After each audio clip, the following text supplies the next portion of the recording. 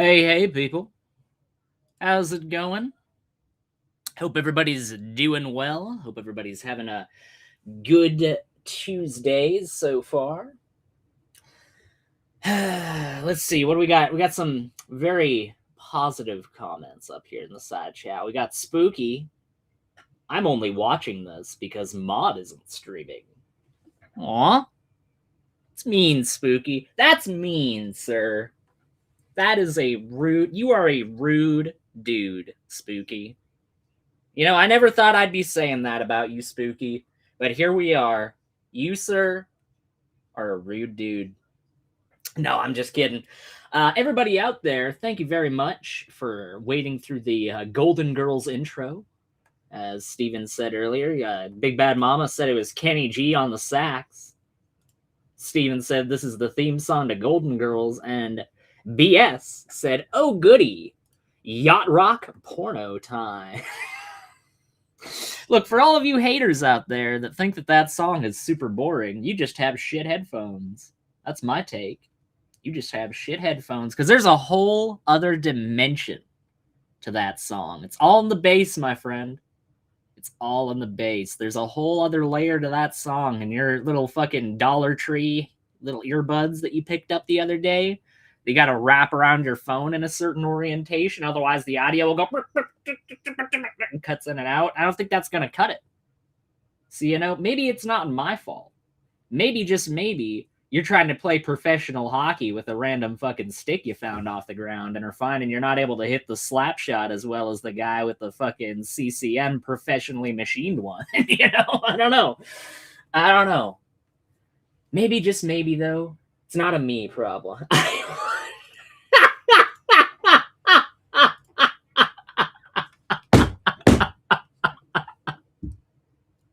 Calm down, Big Bad Mama.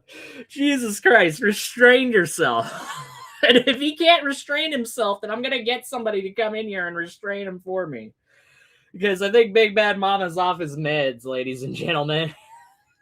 I think Big Bad Mama might be a bit off kilter today. TMI BBM, right? Right? Talk about coming out of left field. Jesus Christ. Anyway. Sick hockey burn. I know, right? All 2 Canadians in this audience are going to love that fucking hockey joke. Me being 50% of that Canadian audience, by the way. Song was only 2 minutes. Yeah, that's a good point. That's a good point, Missing Mod. That's 120 seconds, Big Bad Mama. Like, holy shit. Talk about being quick on the draw. Oh, dear. Only needed a minute. You know what? That's convenient, though. You know, that's convenience right there. Sometimes you're in traffic and you just need an extra minute. Just rub one out real quick. What a great live stream. I love how I got 6 viewers now. By the way, like half of the audience was just like, nope, you know what? This isn't the content that I tuned in for. Well, you know what? Other 6 people that left, I don't give a shit. Because that's got to be the funniest intro that I've had on this channel so far. It made Maud scream. She's screaming out here. As a matter of fact, she screamed so loud that I think I heard it. I think I heard it very faintly off in the distance, all the way in Florida.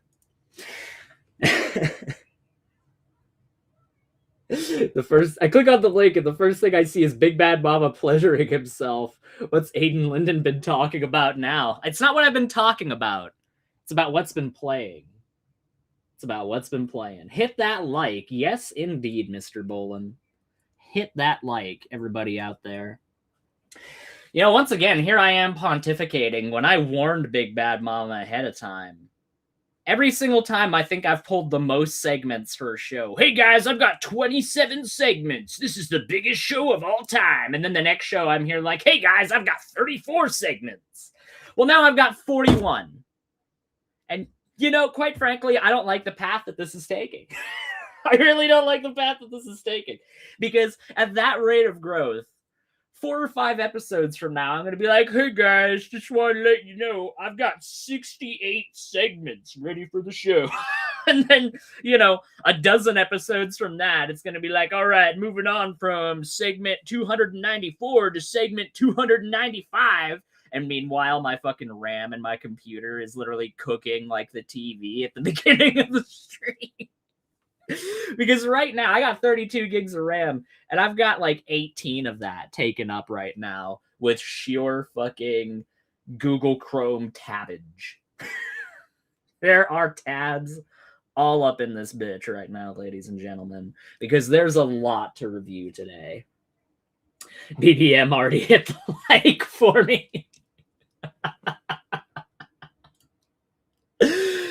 Top tier fucking side chat today, ladies and gentlemen. I'm just going to throw that out there right at the beginning of the broadcast. But let's not dawdle for too long. We're already almost 10 minutes in, and we haven't even covered one of the 41 segments I've got ready here. Please don't criticize Trump. Stream opens in 7 hours. Aw, poor Spooky is naive enough to think that I have 7 hours of time. Now, I do work later this week than I did last week. I work at 5 this week compared to 3 the other week. So I've got time. So there might be an open panel, but I'm just warning people right now. There's no guarantee. There's so much to cover here today. So without further ado, first segment of the day. You know what it is. I know what it is. It's beautiful. It's great. This is Trump without Trump. You won't have to see his face or hear his voice. These are the actual words of the President of the United States of America. These quotes are from the unveiling of the Kennedy Center honorees, August 13th, 2025. The building is right next to a thing called the Potomac River. The beautiful Potomac River. That means lots of water. And the water is right under the building. And they decided to build a basement under the building in the Potomac River. So, in order to do that, you need the biggest pumps that God ever created. And they were pumping their hearts out. But as big as those pumps are, you can't pump it fast enough because it's the Potomac River. If the pump were bigger than this room, you couldn't pump it. But they tried. And they've been building a basement. And I said, why did you want to build a basement? I thought it would be a good idea. Sure, a basement is the least valuable floor in a building. I know a lot about real estate. The least valuable thing is the basement, and you don't build a basement under a building that is 2 feet above the river. That's right next door. You know, it's right near the river. People don't realize a river is right out their window. And that's the beginning. They did just a terrible job. Instead of, I could take a ceiling like this, they'd rip it out the ceiling because they see it crack. Let's hear about the ceiling. And I would fix the crack. And I would paint the ceiling. And under the ceiling, they put the most incredible protective material. They go up by 3-inch, brand new, gorgeous 3/4-inch plywood and sheetrock, hardened sheetrock, and they had it all over the building. So this little piece of flake came down. But the problem is, when they took the ceiling down and it would hit, they spent millions of dollars on protective material that you didn't have to spend anything. Donald J. Trump. This is Trump. I don't know how. I really don't know how. But he managed to simultaneously be more coherent there than I've ever heard him before, and less coherent than I've ever heard him before. Because think about it, right? The beginning there where he's talking, the big, beautiful basements, folks. The big, beautiful basements. He's talking about the basements, right? Are the actual words. These quotes. Let's go over The here. building is right next to a thing called the Potomac River. The beautiful Potomac River. That means lots of water. And the water is right under the building. And they decided to build a basement. And you know, like this segment right here, I'm literally sitting here, right? And I'm thinking, you know what? Holy shit. You know, it's a stupid point. It's really dumb. It's aggressively dumb, as a matter of fact. But holy fuck, Trump is actually kind of making a point that has follow through. You know, he's expressing an idea and he's carrying the idea forward through multiple sentences And I was like, wow, maybe this is going to be the most coherent he's ever been. And then it just takes a fucking nosedive for this segment where he just goes off the rails. The river, that's right next door. You know, it's right near the river. People don't realize a river is right out their window. And that's the beginning. They did just a terrible job. Instead of, I could take a ceiling like this, they'd rip it out sir? the ceiling because they see it crack. Sir? Let's hear about the ceiling. And I would fix the crack. And I would paint the ceiling. And under the ceiling, they put the most incredible protective material. They go up by 3-inch brand new, gorgeous 3/4-inch plywood and sheetrock, hardened sheetrock. And they had it Like all over what? the building. So this little piece of flake came down. But the problem is, when they took the ceiling down and it would hit, they spent millions of dollars on protective material that you didn't have to spend anything. Donald J. Trump. Like, okay, just take that segment, right? And throw that quote directly into the mouth of a babbling buffoon in a nursing home that just doesn't know where he is or who he is or what he's doing. You literally take those words at the end there and you put them in the mouth of somebody like that. Like, my name is Harold Jensen, because every old white guy's name is Harold. Have you noticed that? But yeah, Harold Jensen said this. I'm sure if you took that and gave it to most freaking Republicans, they'd be like, yeah, that guy's off his rocker. He really needs some help. And then you're like, actually, Donald Trump said that. They'd be like, what? That's not even true. That's fake news. That's fake news. I never said that. You notice how they didn't even have my voice there, folks. They didn't have it there. And they're going to claim that it's because it's part of the bit, it's part of the segment. But in reality, it's because I never said it. I never said anything like that. Sadly, I can't stay.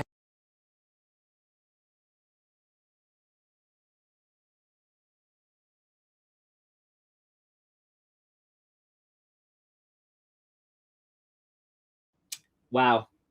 You know, I think the Holy Spirit themselves intervened there, because the key I just so happened to tap was the freaking M key that muted this. I wasn't even allowed to give a response to gonna go for it there. So you know what, Peter? I'm gonna heed the Holy Spirit there in that moment and just not respond to that at all. I'm gonna be the bigger man. And I'm not even gonna say anything at all, Peter. How does that feel? Hey, my real name is Harold, but I'm cool because I go by Harry. Hey, Harry is legit. All right, Harry is legit.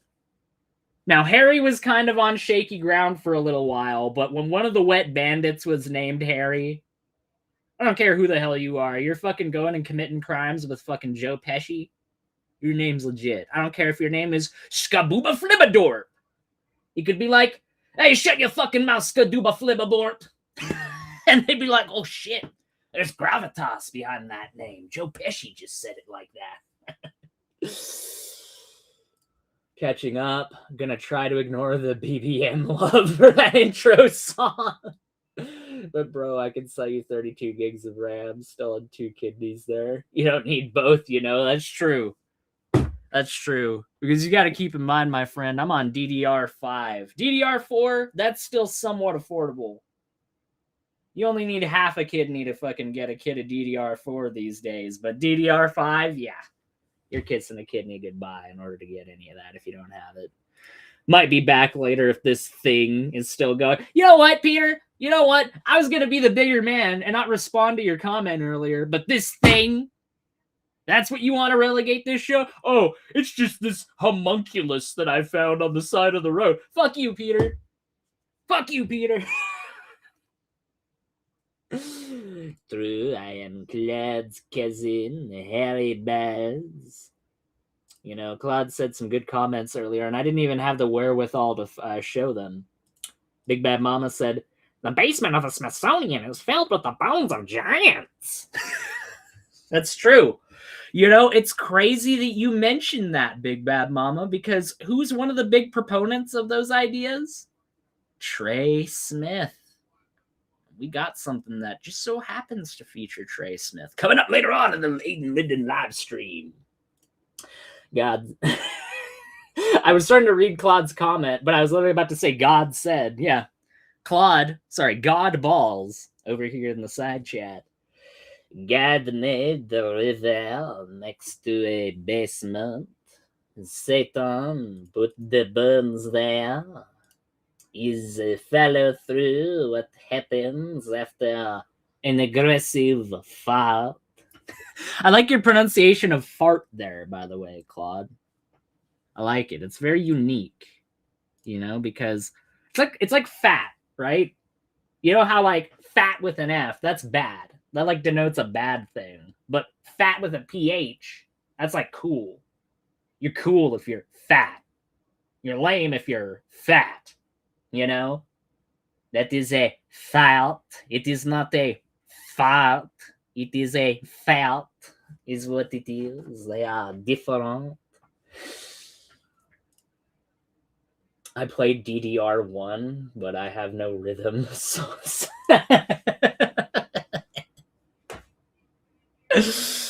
Dance Revolution, man. Yeah, I'll admit that's one of the things. That was one of the things that made going to the arcade worth it, no matter what. Even if you lost like $7 when you were a poor little kid, and $7 was like the totality of all of the money that you had for the foreseeable future.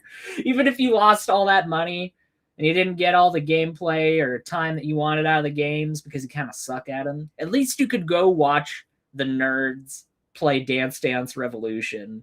And either you get entertainment either way, because if they were good at it, you'd be like, ah, shit, that's awesome. Like, they're fucking killing it on that game. But if they sucked at it and they never got the moves right, then you'd get two outcomes, right? Either they would like sheepishly walk away in like an embarrassed silence, or and this is the best one, this is the creme de la creme, is when one person would start blaming the other, like, oh, you're fucking up the moves, bro, what the hell? And then the other person would be like, no, man, you're the one that's fucking up the moves. I'm not doing anything wrong. And then it'd break out into a giant argument. Like, it would happen so frequently that I lost arcade games because the Dance Revolution argument would begin breaking out, and I would crane my head. I'd rubberneck from the game that I was playing to go, oh shit, what's going on over there? So yeah, Dance Revolution, that was always a real fun one. If your arcade had a dance rhythm game, your arcade was immediately leveled up from the baseline arcade experience, in my opinion. But anyways, that weird, useless tangent aside, check link, 6 seconds long. Oh shit, all right, hold on.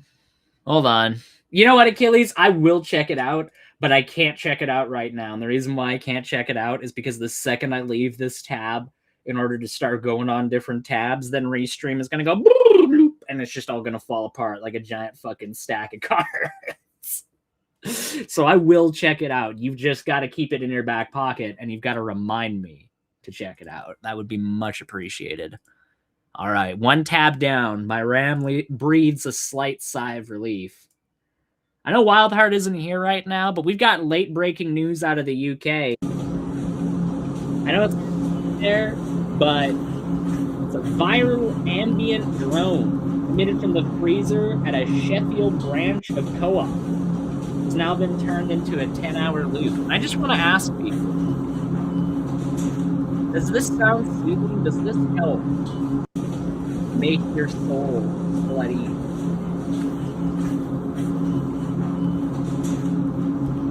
Because I gotta tell you, I think it's called brown noise. That's what it's called, which is hilarious, by the way. Because brown noise has to be farting. The fact that brown noise isn't people farting and or shitting really is a tragedy on the human condition, if you ask me. But if you actually look up brown noise, it's stuff like static, it's static is one of them, where like it's more present than a fan, but it's still not present enough to like distract you. It's like pleasant ambience to certain people. I gotta be real. We gotta send Wildheart, all right? I know Wildheart isn't here right now, but Wildheart, if you either are lurking in the chat and haven't said anything, and or watch this stream later, I need you to go to the Sheffield Co-op and I need you to do some investigative journalism. Because it's one thing to listen to it over video, right? But does that really capture the full auditory experience? I don't think so. I really don't think so. I bought Aiden Dance Dance Revolution White Boy Edition for his bar mitzvah. It's literally just Hava Nagila. Haba Nagila, Haba Nagila, Haba Nagila. It's just that in different forms. There's like a rap version. There's like a dubstep version that's like.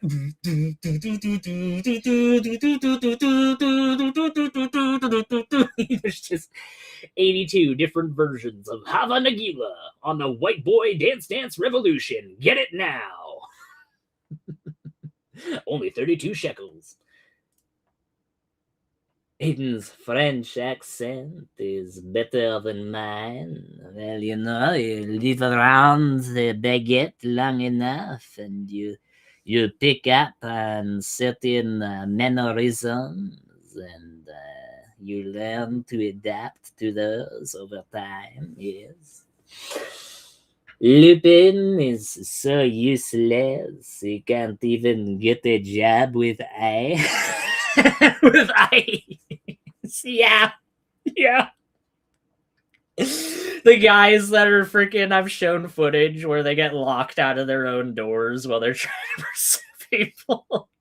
They're shooting themselves in the fucking hip during training. Yeah, those guys aren't taking Lupin in, you know. That the standards, although low, do still in fact exist, at least in some capacity. Ladies and gentlemen, we've got 10 people in this stream right now watching this broadcast. Much appreciated. But I must say, 10 people, 7 likes. You know what to do, ladies and gentlemen. We can get those likes up to double digits. I know that we can. I know for a fact there's at least one extra person that's enjoying this live stream that hasn't hit that like button. Hope you're doing well today, Robin. Good to see you out here in the side chat. Even his Greek accent is better than mine. My Achilles is a little bit rusty right now, but I am going to try my best. I appreciate the understanding, though. Hey, Robin, good to see you. Good to see you back, Spooky. Good to see you back. I've forgiven you, by the way, Spooky. I know that you never asked for forgiveness, but I forgive you for your remark earlier. I know you didn't mean it. People say things out of anger, and we have to have understanding for moments like that, ladies and gentlemen. It's very important. We got on our next clip. Everybody, feel sad for Kim Jong-un, all right? Can we just take a moment and feel sad for this man? Look at what this man's going through right now. Look at him! Look at him! You know, he's looking at that. He's looking at that fucking test going off in the distance. And, you know, even though the warmth of the incendiary reaction going on right there, right? The exothermic reaction taking place still doesn't warm his heart, ladies and gentlemen. It still doesn't warm his heart. Only the warmth of nuclear destruction will warm this man. Nobody invited him. Everybody was like, oh, sorry, Kim. We're actually inviting you to the next one, though. Yeah, the next war, you're going to have a front row seat, buddy. Don't you worry. And Kim has to sit there and go, okay. Okay. Thanks for inviting me to that one, at least, guys. If you don't feel bad for that man, are you a good person? I don't think so, ladies and gentlemen. I don't fucking think so. All right, so pulling up our next segment. Kim did say I'm available if you need me to Iran. Oh shit. You talk about pick-me's right there. That's Kim. People out here are like, oh, such and such person's a pick-me. This person's a pick-me. That person's a pick-me. You know who the real pick-me is right now? That's right, ladies and gentlemen. I'm doing a 180 on Kim Jong-un live on air right now. It's Kim. He's out there like, yeah, I'm still here, by the way, guys. I've got missiles, too, if you want them. Just want to let you know. Kim Jong-un is like the evil. Oh, my fucking God. BS. Thank you so much. That is so goddamn true. That is so goddamn true. Because let me tell you, all right? There's dictators out there with gusto. Say what you will. Saddam knew how to be a fucking dictator with gusto, ladies and gentlemen. All right? You think South Park wouldn't be able to portray such a hilarious character out of Saddam if he didn't cut such an interesting figure as a dictator? All the other dictators, they liked Saddam. All the other dictators, they liked Gaddafi. You know? All these people out there are like, yeah, these guys are super cool. And meanwhile, Kim is out here like, hey guys, I just tried my new nuclear missile. It was really cool. And you guys want to come and check it out maybe? And they're like, oh, I'm very sorry, Kim. I'm not available right now. You will have to do it another time. Hi, Aiden Linden. I want a link now. And why am I not a mod? Get your stuff together, man. Hi, all. Good to see you. I'm sorry, Wildheart. I can't let everybody be a mod. Because as soon as I start letting one person be a mod, then everybody else is going to go, where's my mod wrench, Aiden? Where's my mod wrench? The moment I let one person be a mod, the floodgates are open, folks. We can't have that happen. We can't have that happen. 9 likes, ladies and gentlemen. We are 1 away. We are 1 away. Oh, you know what? I forgot. Forgot to put the little ticker at the bottom of the stream. Silly me. Everybody, please like and subscribe to the stream if you're enjoying it, and join the Frog Revolution today. How do you join the Frog Revolution? You subscribe, ladies and gentlemen. That's how you join the Frog Revolution. Moving on to our next segment. I thought that the Trump Lord Farquaad segment that I played last show was accurate, but holy shit. They're getting more and more accurate by the day. They're literally actively in real time becoming more and more uncanny. Let's take a look. Some of you may die, but it's a sacrifice I am willing to make. Earlier today, CENTCOM shared the news that 3 U.S. military service members have been killed in action. And sadly, there will likely be more. Before it ends, that's the way it is. Likely be more, but we'll do everything possible where that won't be the case. That's just the way that it goes. Hey, Trump? Yeah, because you know so much about war, right, Trump? I got... Mr. Donald John Trump, you've been drafted to join the Vietnam War and serve your country. Oh, I've got the bone spurs. I've got the spurs. They're in my bones. I don't know if you've heard the song. I've got spurs that jingle, jangle, jingle. They're in my bones. They're in there, folks. Captain fucking Bone Spurs over here is going to be lecturing people about how war really is and how war really works. Oh, I see. I earned my wrench on some quiz someday. That's true. You earned it on one of the first ever streams, Achilles. You let history state that Achilles got a wrench on the Aiden Linden channel before Big Bad Mama, because Big Bad Mama didn't know a fucking segment from Home Alone. He's like, I have no idea, Home Alone. That wasn't from my time. It's like it was from 30 years ago, dude. It's from 30 goddamn years ago, and you're really meaning to tell me that it's one of the most iconic fucking cultural touchstones from that whole decade, and you've just never seen it? I have no idea about that movie. I love you, Big Bad Mama. I'm just kidding. Platonically. Sup, Wildheart. Tosses a wrench over at Logo. Don't toss it too hard. Don't toss it too hard. We can't have wrenches flying all over the place here. That's a health and safety violation, all right? We're going to get OSHA up in here. Up here next. Ah, shit. Look at this.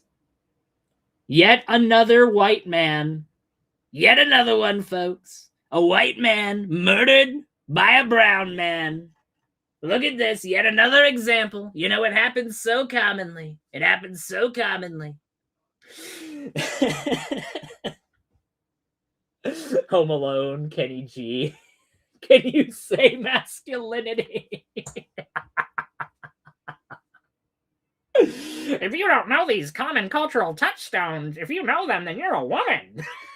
You got me, Big Bad Mama. You got me. You got me. Oh, then I read Shakespeare. He's such a girl. And yes, I am comparing Shakespeare to Kenny G, specifically to trigger you, Big Bad Mama. That's the only reason. Make no mistake. No, but, you know, people always have this phrase. This phrase has been out here so frequently. I've seen it more and more. Brown fatigue. Black fatigue. I'm just so sick of all this stuff going on with those people, you know. I got brown fatigue. You know what I got? I got orange fatigue, ladies and gentlemen. Because while haters will say that this is a brown man, we know his true colors. We know his true colors. And I got to tell you, folks, I've got some serious orange fatigue. Take that as you will. With that being said, let's take a look at this next segment. This comes from a guy named Husk IRL. He does some pretty hilarious shorts on YouTube regarding AI. I'm really hoping that he'll be chill with me using this one, especially if I credit him ahead of time and maybe do a little bit of commentary interspaced between it to make it my own through Creative Commons. By the way, for the people that are illiterate about copyright and have tried to report this channel, because I know that's happened. Creative Commons, my friend. Creative Commons. All right. As long as I use it for critique, comment, critique or commentary. Critique, commentary, or parody, pardon me, is the full phrasing of the law. Then it's fair use. Well, we got Jamie up in here. Jamie, how's it going, dude who only checks into my streams every once in a while, but has been seen in every single one of my streams for the past 4 streams straight? How's it going, bro? No, it's unironically, I'm glad to see you. I'm glad to see you, Jamie. Because, you know, we can't just have things only be of one persuasion. I'm glad you're out here. I'm glad you're throwing your takes out here in the side chat. I think Trump is going to deport Iranians out of Iran next, I bet you. If by deporting them out of Iran, you mean deporting them from life, you're probably right about that, Jamie. We deported 1 million Iraqis out of Iraq. We deported them with bullets. We're going to do that again in Iran, folks. You thought Iraq was bad. Just you wait. By the way, if America does get into a serious war with Iran... No, I'm going to save that for the Iran segment. I've got a whole Iran segment. And Jamie Russell, the agitator out here in the side chat, folks. He hasn't even hit like on the stream, probably. He hasn't even hit it. He's out here. He's enjoying the fruits of this content. All these people out here in the right wing, they say, look at these leftists. They take advantage. They take the welfare. They take the corporate benefits. They take all these things. And yet at the same time, they don't do anything to benefit anybody else. And yet Jamie is sitting here, benefiting from the fruits of my labor. And he hasn't even clicked the like button, folks. It's a tragedy. It's a tragedy. These domestic terrorists, they need to be put to a stop, folks. For anyone in need of help to break free from religion, check out Ricky Gervais. I've never heard Aiden sound so good. Oh, thank you. Thank you, Mr. Claude. Which segment is the World War III? Oh, Claude, don't you worry. If I happen to be live, I'm gonna tell you this right now. I'm sorry. I'm not gonna be one of those people that's like, I'm gonna be covering the nukes right up until they hit the ground. I'm gonna be on the phone with my family until they cut the phone line inevitably in order to make room for proper resources for military communications, which is definitely what's gonna happen. Yeah, I'm gonna be on the phone with my family. And I'm gonna be sitting there going, thank God I live right next to a major blast site. Thank God there's a military barracks that's literally just a few kilometers away from my house, because then I don't have to go through all of this. It's just, here comes the sun, do-do-do-do. Here comes the sun, and I say, it's all right. And that's when the wash of heat just comes and vaporizes me. And I don't have to worry about any of it. That's the way to go, ladies and gentlemen. Everybody out there that's like, oh, at least I'm not next to a major blast site. I feel bad for you. I really do. I feel bad for you, because you're going to have to deal with the direct aftermath of what's going to happen when that shit goes down. I guess that's a little sneak peek.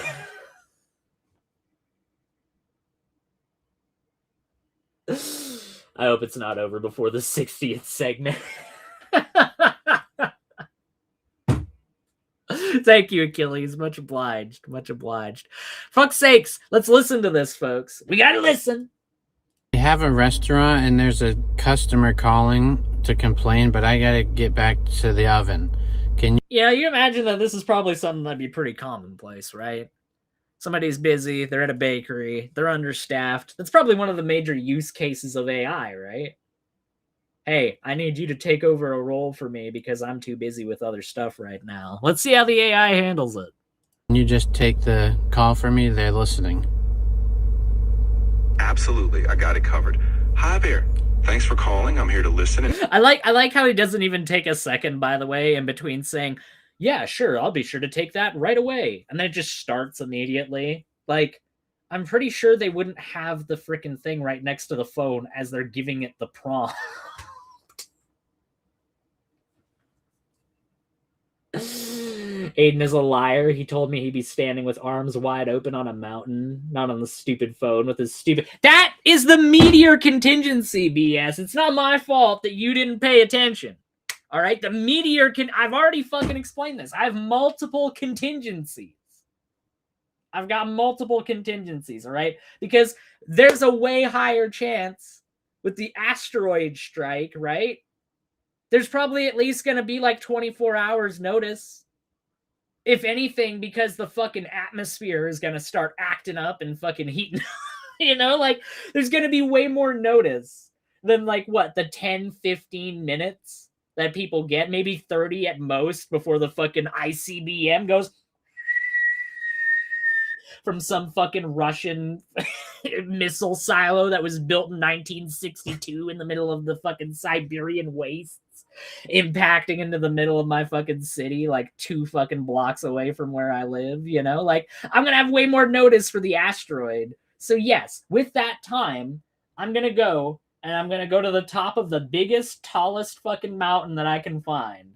And then I'm going to open my arms up wide. I don't have time for that with the nuke. Where am I going to be if I try to go to the mountain in the nuke scenario? I'm going to be stuck on the stupid fucking highway. Just like all the other numpties that are like, oh shit, giant fucking multi-megaton nuke coming for us? Better drive out of the city. That's going to help. And then they're fucking stuck in traffic with everybody else that had the exact same idea. Fuck that bullshit. I don't want that noise. I don't want that noise. Somehow I feel stupid. You should be. No, you shouldn't. No, you shouldn't, BS. You shouldn't feel stupid. But you were wrong. Wrong. Incorrect. I'm sorry, BS. That was incorrect. No need, though. No need. Let's get back to this, though. And make things right for you. Hey, What's been going on and how can we help make it better? Hey, so I found like 30 little hairs in my food. Oh, that sounds really unpleasant. And I'm Yeah, sorry. are they supposed to be there? Not at all. That's absolutely not supposed to Well, happen. Could I get a refund? Of course. We'll arrange a full It seems like semi-fairly reasonable. You know, it's still rife for exploitation if somebody did not, in fact, have 30 hairs in their food and just claimed to the freaking customer assistant over the phone, hey, can I get a refund? I made a claim about there being hair. It's like, okay, that still seems semi-reasonable. But let's see how far this thing can get pushed. refund for you And right away. $50 coupon. I can offer you a $50 coupon for your next visit. Hey, I'm back. How'd that go with the customer? Hopefully you didn't. So there you go. Now this customer is actively making money on this transaction at this point. They're like, yeah, let's get $50 on top of that while we're at it. Didn't offer any money because I'm poor. They definitely felt hurt. I just apologized sincerely and assured them we follow up properly. No money promised, just a You commitment to do didn't. better. You didn't offer them like a gift card or anything. Nope, no gift card or dollar amounts. Okay, I just perfect. Nope, nothing at all. Don't you worry about that. I'm sure that's going to create an excellent fucking customer service experience where the fucking customer's going to go to the restaurant and be like, hey, your assistant offered me a $50 coupon and a full refund. And they're going to go, no, they didn't. They didn't tell me that they did anything like that. That is... It's here, folks. The AI revolution is here. We can see it clearly before our eyes. It pushes back the meteorites like King Kant pushed back the ocean waves. That is true. Or Canute, rather. King Kant. I give up. I give up. It's not King Canute, folks. It's not King Canute. Leave it to me to take a highfalutin cultural reference like King Canute and turn it into that. I give up. I give up. Cancel the other 84 segments, folks. We're going home. The stream is over, folks. The stream is over. Thanks for being here. Thanks for playing.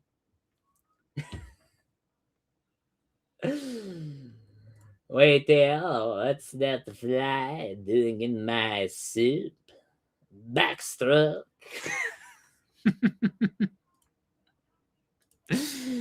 All right, moving on to our next segment. You know, there's not enough kindness in this world, ladies and gentlemen. There really isn't. Not enough kindness. People are so rude to each other nowadays. Have you ever noticed that? Everybody's so high-strung. In situations where things could be resolved non-violently, people are just fucking lashing out at each other. Kind of like how I'm lashing out at the chat for not giving me 10 likes. No, I'm just joking. I'm just joking. Thank you to the 9 people who have given me likes so far. Much appreciated.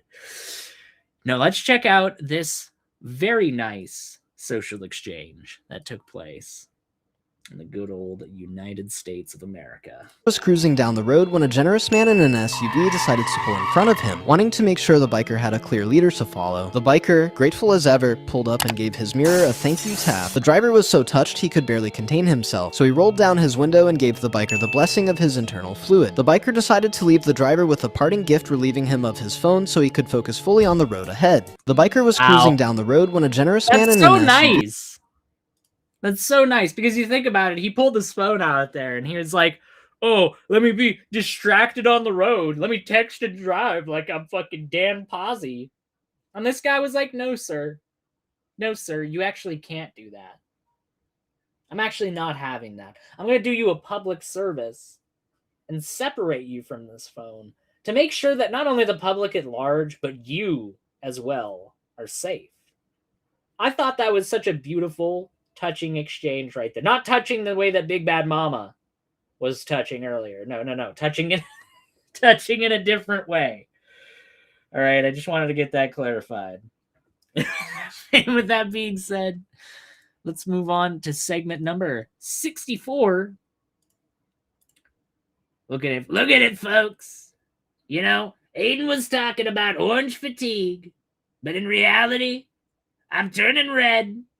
I'm turning red. I've got the sores on the side of my neck. Look at them, folks. Look, I know horrible proto-gangrenous sores when I see them, folks. I know them.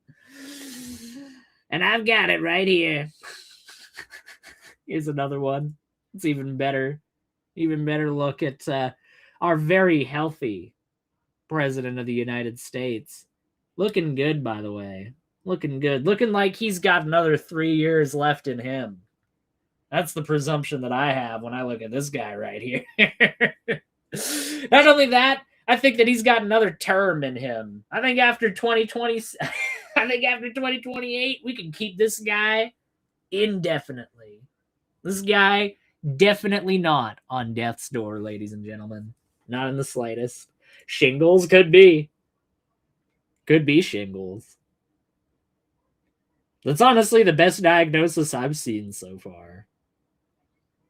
And then there's also, I didn't even pull it, but then there's also that weird freaking bruise that he's got on his hand. That weird purple blotch that he's literally been covering up with like a glove because it's so freaking obvious. And yet he doesn't wear 2 gloves in the middle of February, the coldest month of the year. He doesn't wear 2 gloves. He only wears 1, just to make sure that you get your attention drawn to it, even though the whole, fucking point of having that glove is to try and distract people. Trump won't be winning any Miss America pageants. That's true. That's true. He will be lurking in the back dressing room of the Miss America pageant, but I don't think that he'll be actually winning those anytime soon. Chicken pox. It could be, Claude. It could be. Who knows? Certainly not I. Certainly not I. Measles. That's what it is, BS. You're right. You're right. You just hit the nail on the head. He's got the measles. RFK Jr. He's making America healthier again, folks. And part of making America healthier again is by giving me measles. I've got the immunity now, folks. Everything is fine. If Trump got chickenpox at this age, that'd fuck him up. Because chickenpox fucks people up way worse the further on they have in their life. Tariffs, that's what it is. That's what it is. Thank you, Claude. You hit the nail on the head. It is a fatal, a terminal case of the tariffs, yes. All right, moving on to our next segment. I don't care about politics, motherfuckers, when politics don't care about them. I'm just going to turn that down. Because you're hot, then you're cold. You're yes, then you're no. You're in, then you're out. You're up, then you're down. It's black, then it's white. It's wrong, then it's right. You fight, you break up. You kiss, you make up. Whatever the fucking, however the song goes. I think that was an adequate cover. I think people couldn't even tell the difference, quite frankly. I don't think anybody could tell. I think everybody was right simultaneously. I think Trump has a case of shingle, chicken pox, measles tariffs. I think that's what Trump is currently affected by. Anyways, let's get rid of those 3 tabs and give my computer just a little more room to breathe here, ladies and gentlemen. Wow. Talk about fucking throwing the show off a cliff. I showed that stuff and 90% of the audience was like, ugh, gross. I don't want to see that shit. No. I'm clicking off of that shit. Your lyrics were better than Katie's. Thank you. Thank you, Achilles. I appreciate it. I appreciate it.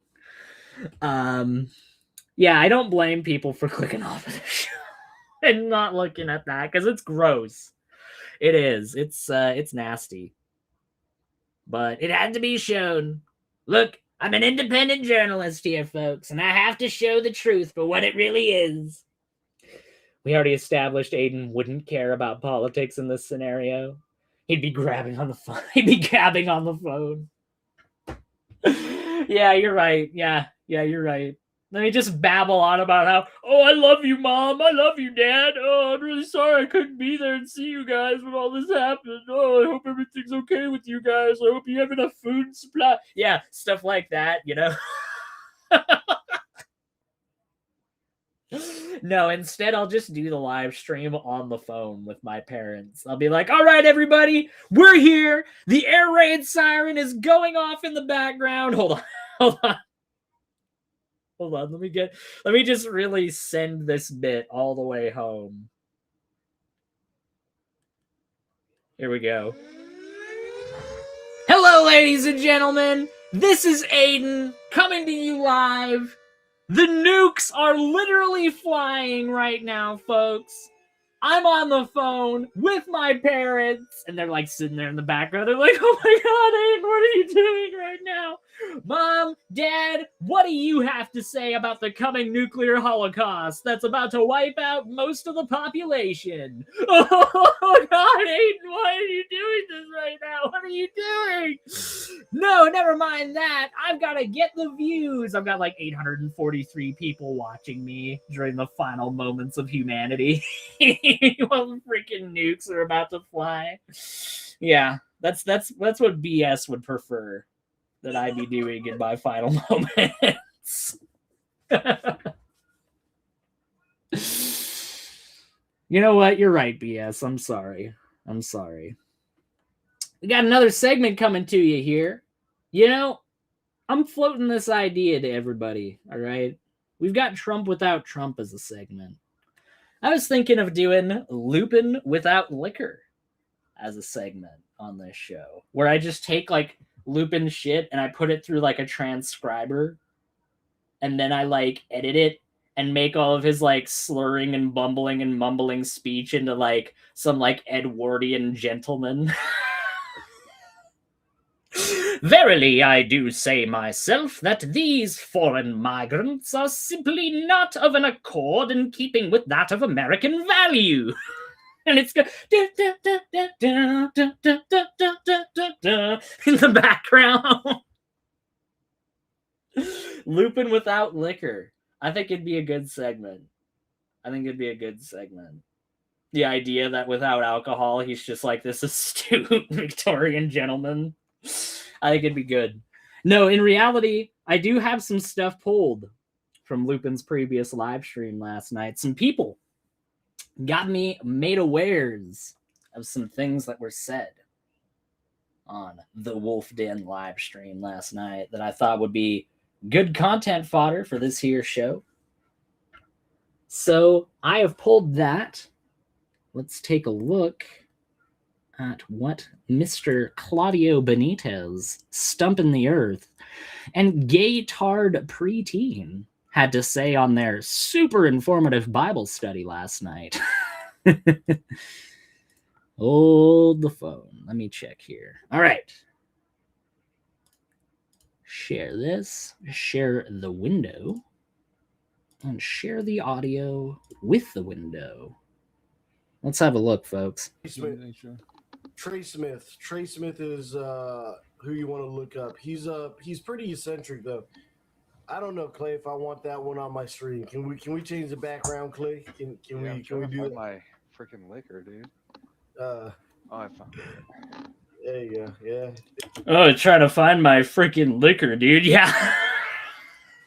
It's a good opener to the good Christian biblical live show.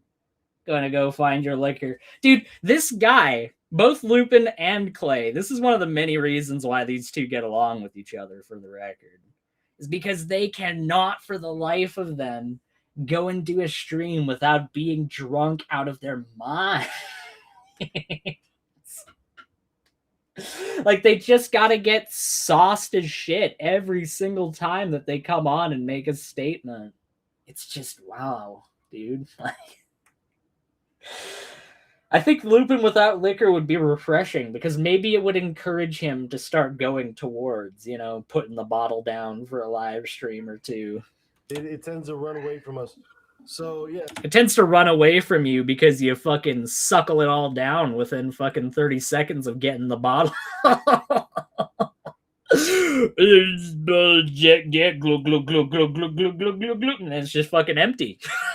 It runs away from you because it's in your freaking bloated excuse of a body destroying what's left of your fucking liver, dude. That's what it's doing. But no, it's open, man. I'm down to hear what other people think on this. But I don't know when. If you take the Bible literal, whenever it says the angels came down and they took over, they came in unto women, or if you take it very literal, it definitely does seem like there's a sexual kind of BS says, are we in the kick Lupin when he's down segment? You know, all I have to do to respond to that is consult the freaking bit from Better Call Saul, where Saul's like, yeah, that's right, kick a man when he's down. And Kim Wexner is like, Jimmy, you're always down. Like, when is this guy up? When exactly can I kick this guy when he's up? You can't not kick somebody down when they're perpetually down. It's just not possible. Are we going to have an intro song intermission? I think BBM is ready again. He warmed back up, folks. He warmed back up. He listened to some more Kenny G to prep himself. We're good to go. No, I want to go back a little bit to kind of highlight what he was saying there. Very, very astute biblical analogy there, by the way. Seem like there's a sexual kind of just a very, very plain sexual dialogue. Oh yeah, by the way, I didn't even mention this. This was the dumb fuck that put out a short trying to like stir up a whole bunch of drama over in our community. He put out some short that was like, Clay, I can't belch, please, you betrayed me like that, man. And like, it literally took 3 seconds for anybody that knows this guy slightly, because he's got tells, like everybody that's a liar, right? He's got tells. And trust me, somebody as unintelligent as him is not exactly subtle with those tells. And he did three separate tells in like 30 seconds. He did 3 of them. So nobody believed that this shit was real. Not only that, but in a typical example of inept fucking social engineering from these guys' parts, they got freaking Tar Baby Yoda. Somebody who literally never shows up in Missing Mods community, like basically ever. Like basically never shows up. And within like 30 seconds of them putting this short out, he's up in Missing Mods chat going, oh, did you see what happened between Lupin and Clay? Like that was some like natural fucking interaction where he naturally went over there to go and let Mod know. And I just immediately called it out. You can go and check out the chat. I don't need to pull it up because anybody can go and take a look for themselves. If you look at the history of that side chat, I instantly called that shit out. I was like, this is fake as fuck. This is fake. They're just trying to stir the drama pot. And it was so clear, not only because of like the sheer ineptness on their part of just throwing Tar Baby in there within 30 seconds of uploading the short, but then he's also saying a whole bunch of other shit that like a whole bunch of other shocking quote-unquote statements toward Mod. And when she didn't pay attention to them, he reiterates them like 3 or 4 times in the chat to try and get her attention. And when I call him out on it, you know, don't get me wrong, Tar Baby, also a coward like most of these other people, certainly amongst their ilk as far as cowardice is concerned. But usually he says something to me when I kind of poke and prod at him in the side chat. And he just ignored me completely while I was calling out his fake bullshit. And that told me everything I needed to know that it was fake. And surely enough, not even 24 hours later, here these retards are. They're all gathered together again to do their Bible study, where they're here to talk about what? They're here to talk about how when the Belch Nephilim came, the angels, there's definitely a sexual component to that. And you got people here like Stump, who prides himself on being this like down home true biblical Christianity. I don't want to deal with none of that nonsense from anybody else. And you know, if an atheist said those exact same words in that context, if they were making fun of the biblical passage and putting a sexual connotation to it, he would be sitting there clutching his pearls, going, I can't believe that these people with a carnal mind are up here saying all these horrible things. What about the scripture? But because it's fucking Lupin saying it, all of a sudden it's beneath notice and not something that's to worry about. There, you know, if you take it at face value, but The thing is, are you believe in sola scriptura? Oh yeah, and then Clay goes on some irrelevant tangent. Yeah. Let's see. Let us check out our next one. The next one that I've got on the list. Star Baby Yoda. Did you see the short Lupin put out? You know what? As a matter of fact, I didn't, Star Baby. Oh my god, let me just devote all of my stream over to go and doing what you just said right there. Oh shit, oh my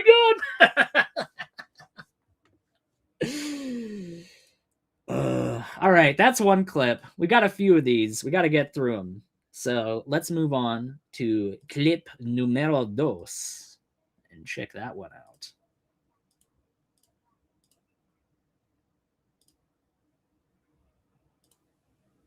Raging waves of the sea, foaming out their own shame, wandering stars, to whom is reserved the blackness of darkness forever. Who is he talking about there? black people. He's talking about, what did he say up here in verse, what is it, 4 or 5? Wait a minute. It's That was basically everything I wanted to show there for that particular segment. Just because, like, once again, what a serious Bible study we've got here, right, guys? Stump is trying to, like, actually preach from the scripture here and trying to read the scripture. And what does Lupin say? Oh, they're the horrible dark people. They're shrouded in darkness. Who are these people? Who are they talking about? And Lupin's like, black people. And instead of Stump going, I'm going to tolerate that. I'm not going to tolerate any non-seriousness within my Bible study. I need you to pay attention properly, Lupin. Instead, he goes, ha, ha, ha, ha. He does a little chuckle because he's also a racist piece of shit.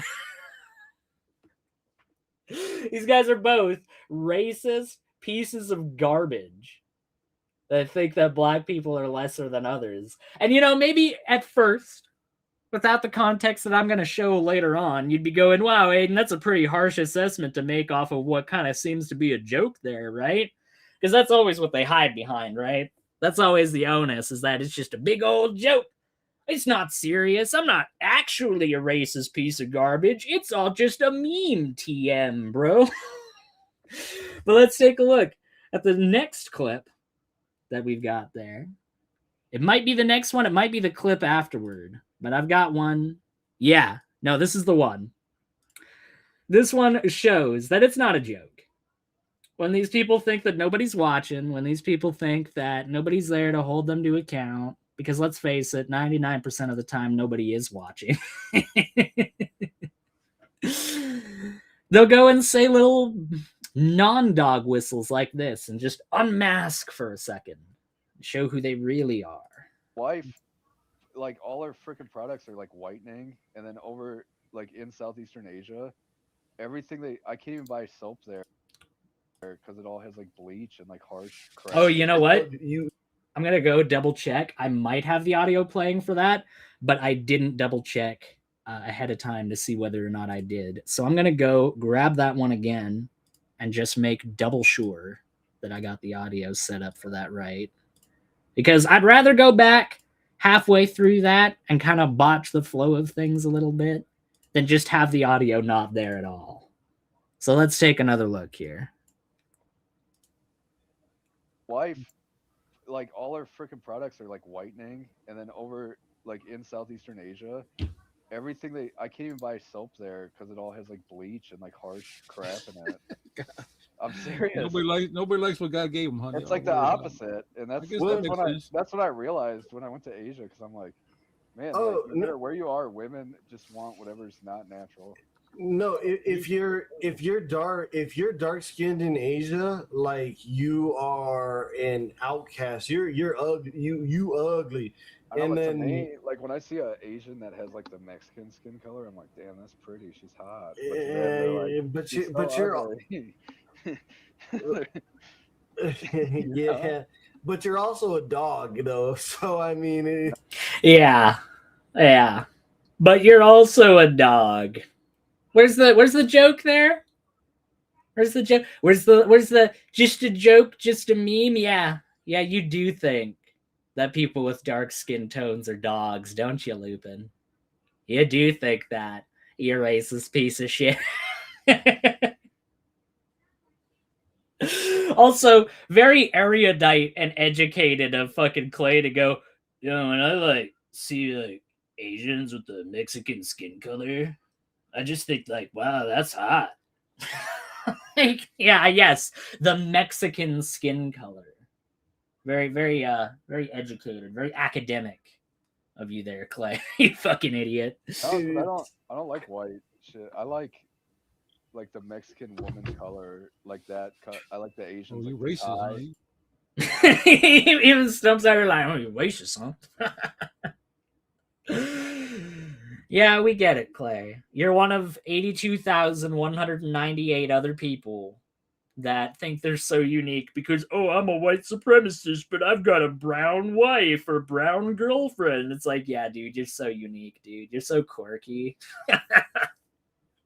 You're a white guy with a gay little infinity symbol tattoo that you got for your fucking boyfriend back in the day, who's now a white nationalist with a brown wife. You're literally like the white dude equivalent of a fucking Becky or a Stacy. That's like freaking, your stereotypical fuck. You'll never find another girl like me.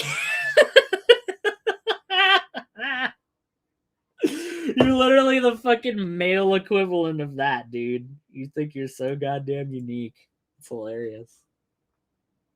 So what's going on with Lupin and Clay? Oh, just some bullshit, like, dumbass attempt at a psyop was what was going on between them, which I called out immediately because it's just so unsubtle. They have no ability to be able to actually be subtle or pull it off in any way that's like slightly convincing. So it's just fun to laugh at, quite frankly. Anyways, that was clip number 3. So let's move on to clip numero 4. And this, by the way, was what I was referencing earlier. Ladies and gentlemen, it's time for Trey Smith.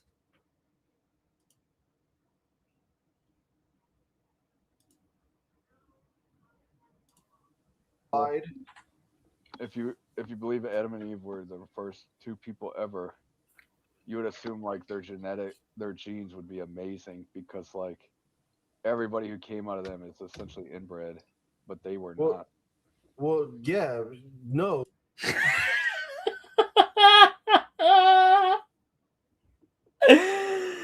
No, Clay, what that's called. Which, shout out to Clay for at least attempting to bumblefuck his way through some kind of talking point that he heard from somebody else, But that's called post hoc reasoning, right? It's a post hoc explanation. Because the Bible and the people who wrote the Bible didn't know shit or fuck about genes. They didn't know about genomes. They didn't know about DNA. They didn't know about RNA. They didn't know about gene sequencing. They didn't know about genetics as a science to begin with. So when people go out and say, oh yeah, Adam and Eve must have had what done the perfect gene because everybody what done come after them were like inbred and stuff. It's like, okay, even if that were somehow the case, this is a classic example of somebody just bumblefuck repeating a talking point they heard from somebody else rather than going and doing the slightest bit of research, right? Because there's no such thing as genes that are inherently better than other genes to the point where they're able to somehow magically rule out gene recession in incestuous scenario. That doesn't exist. It doesn't exist. You really think? And they're about to bring up like, oh, look at the European royal families and all the shit that happened with them. It's like, yeah, they did that because they didn't know about genetics at the time, dipshit. You really think the Habsburgs would be out there fucking getting the Habsburg jaw and shit? Only fucking each other's sisters and brothers and cousins because they knew that that was gonna fuck up their bloodline? No, it's because they didn't have an understanding of that, retard. Their genes were like those were the Like that like excellent. like Like excellent. That's so scientific. Yeah. Excellent gene. What does an excellent gene look like, Clay? What's the difference between an excellent gene and a non-excellent? I'm sure you would jokingly say, well, jokingly, quote unquote, say, oh yeah, the excellent gene is the white gene, bro. Like, it'd probably be something like that. But in reality, you don't know shit or fuck about genes. You don't know anything about genetics. You're just talking out of your ass right now. And it's really funny because these guys really do think that they're intellectuals. These guys really do. Like, I'm self-effacing, right? I know that I'm just some random fucking layperson sitting in their little apartment talking shit on the internet, Like, I know that. But these guys, if you go and look at another part of the live stream, you'll see Clay sitting there with his fucking, like, his hand on his chin, just, like, intently looking at the camera, like he's trying to fucking emulate the fucking statue of the philosopher or the school of Athens. Like, it's not you, bro. I'm sorry to say. That's not you. When you're out here fucking aping Trey Smith talking points, you can't exactly claim to be an intellectual. I'm sorry to say. almost those were They would be like the purest form of humans ever. Exactly. But the more and more you start replicating it, the more and more you start doing it, the more it starts to deteriorate. Right. So let's think about that, right? If these genes were perfect, how do you get a lack of perfection from copying perfection? Because the whole nature of imperfections, right? The classic example that you get is making a photocopy of a photocopy of a photocopy of a photocopy, and there's degradation there between each copy, right? Dirt mining. Thank you, re-examination. But anyways, the reason why there's a degradation between those photocopies is because the process of copying that copy is not perfect, right? But if you're dealing with two people that have perfect genes, then they're not going to have any errors in replicating those genes. Because that would be like, rather than making a copy of a copy, you're basically replicating the photo again. How is there going to be errors? Explain to me in some way that's even vaguely analogous to genetic science how two people with quote-unquote perfect genes, which, as I established earlier, what the fuck is that exactly? It's a bunch of gobbledygook is what it is. But please explain to me how two people with perfect genes could commingle with each other and produce somebody with less than perfect genes.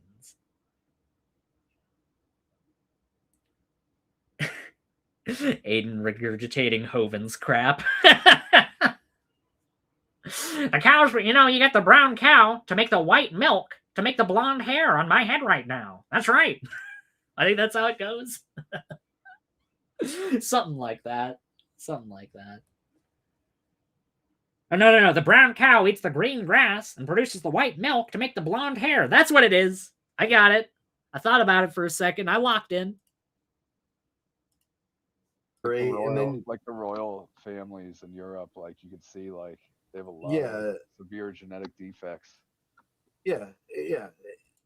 That's true, Clay. And like I said before, the reason why they have that is because they didn't understand genetic science. The same way that the people who wrote the magic book didn't understand genetic science either. People came up with explanations after the fact to try and justify it and try and explain it. Anyways, we've only got a few more clips left here, ladies and gentlemen. Don't you worry, all right? Alrighty. This one. Let's see. The 3 key rebellion points to the Bible. Oh yeah. This is when Lupin meanders his way through trying to make a fucking comment. Oh my god, this is great. Just demonstrating some more of that good old down home biblical knowledge right here. Let's see it. Let's see. The 3 key rebellion points to the Bible. Let me read this real quick. The 3 key rebellion points in the Bible that are keys to spiritual warfare: Generation 3, Garden, Generation 6. Generation 3? Yeah, that's what gen means typically when you're talking about the Bible. It means January. It means generation. You're talking about Pokemon right now? Yeah, dude, my favorite Bulbasaur personally is Generation 3 Bulbasaur. He's belch better than Generation 1 Bulbasaur. Like, what are you saying right now, bro? Generation 3, Garden, Generation 6, Genesis, or I'm sorry. You should 3, be. Genesis 3, the Garden, Genesis 6, the Watchers and Nephilim, and Genesis 11, the Tower of Babel. Oh, fuck. Hold on. We need to do a quick counter of that. We need to do a quick bubble fuck counter there. Let's see. The 3 key rebellion points to the Bible. Let me read. Okay, we got one. Read this real quick. The 3 key rebellion points in the Bible that are keys to spiritual warfare: Generation 3, Garden, All right, we got 2. Generation 3. You just oh wait, no, that's 4 because you just did 2 rapid fire there. Genesis, or I'm sorry, Genesis. Oh, 5. 3, Genesis 6, 3, the Garden. 7. Genesis 6, 8, the Watchers and Nephilim, and 9. Genesis 11, the Tower of Babel. The earth was very. You almost hit double digits there, dude. You were close. You were close.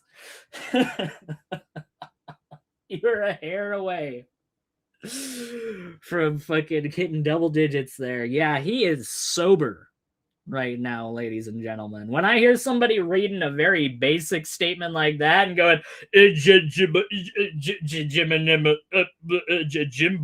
the Jim Bob.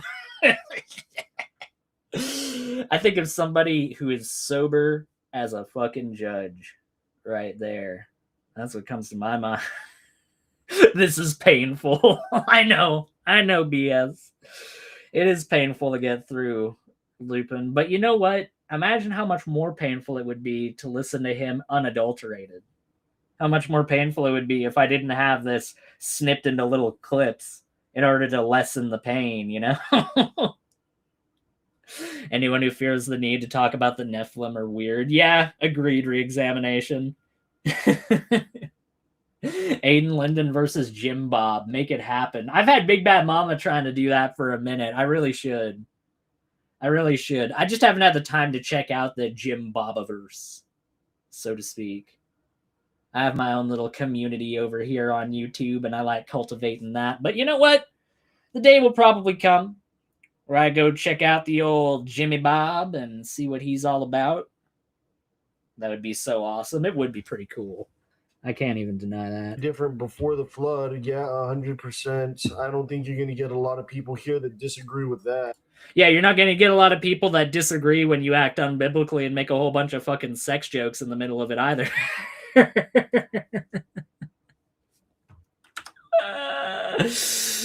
You're not going to get that then either, are you? No, I don't think we are. Because Stump acts like he's such a righteous, pious Christian. But when he's around people that act un-Christ-like, that are his buddies, then all of a sudden it's A-OK over in Stumpland. What a fake fucking piece of shit. Anyways, on to the next clip. We're almost done, people. We're almost done. Your teeth have almost all been pulled. I noticed Achilles kind of checked out of the Lupin segment. And, you know, I can't blame him. I really can. I can't blame him. You have to have a certain taste to hang around for the Lupin segment. You really do. All right. Well, hey, look, we got a lot of people. We got a... Oh, hold on. I don't know if I shared audio there. I'm going to go back. I'm gonna go back. I gotta double check the audio here, folks. We gotta make sure that we're sharing the audio, because when you share the window, it doesn't automatically go away. All right. Well, hey, look, we got a lot of people. We got quite a few people watching. If you're new here, you might want to subscribe. Like I said, this is a topic that we talked about from years ago, and we're a little bit rusty on it. And if it's a little bit discombobulated, I'd love to hear what you guys think, and I'm going to try and get to your comments. If you want to really make a point, like I said, if you want your comment to like stick out, I would say stick it with the cheapest super chat you can.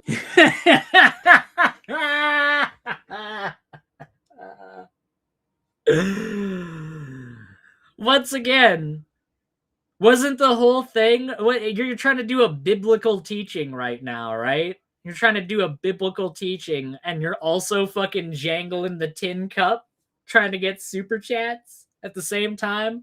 What was the reason why Jesus turned over all of those fucking tables again in the Bible? What was the reason for that again? I seem to forget. My memory's a little hazy on that one particular. Oh, right. It was because they were trying to monetize teaching the word of God, and they were trying to monetize and make a fucking mockery of the house of God by turning the word of God into a whole bunch of fucking exchanges of goods and services like it was a marketplace. That's what pissed Jesus off. So here Lupin is rattling his fucking tin cup. Give me a super chat. Anybody, by the way, is somebody about give me a super chat? And by the way, that isn't even true. That isn't even true. It's not going to stick out more as a fucking low-tier super chat, because if somebody gives you $1 on super chats, not only are they able to only give like 50 characters on the question, I'm pretty sure up to like $2 or $3, you're only able to give 50 characters as opposed to like the 150 to 200 you get on a regular comment. So not only do you get less to express with a low-tier super chat, like Lupin just said, but it's only going to be on the screen for like fucking 5 minutes before it disappears behind the YouTube UI. So no, it's not going to stick or stick out anymore. Like, he's just being a grifter right now, and he's not even being a good one either. And you know why I know that he's not being a good grifter? Because let's double check. Did Lupin Tupin make his subscriber goal? Let's check. Oh, no, he didn't. No, he didn't. It doesn't look like he got a single super chat. So look at this, dude. You're literally going out of your way to be just like the money changers in the temple, right? You're making a mockery of God's word. You're making a mockery out of teaching the word of God. And you did it for literally nothing.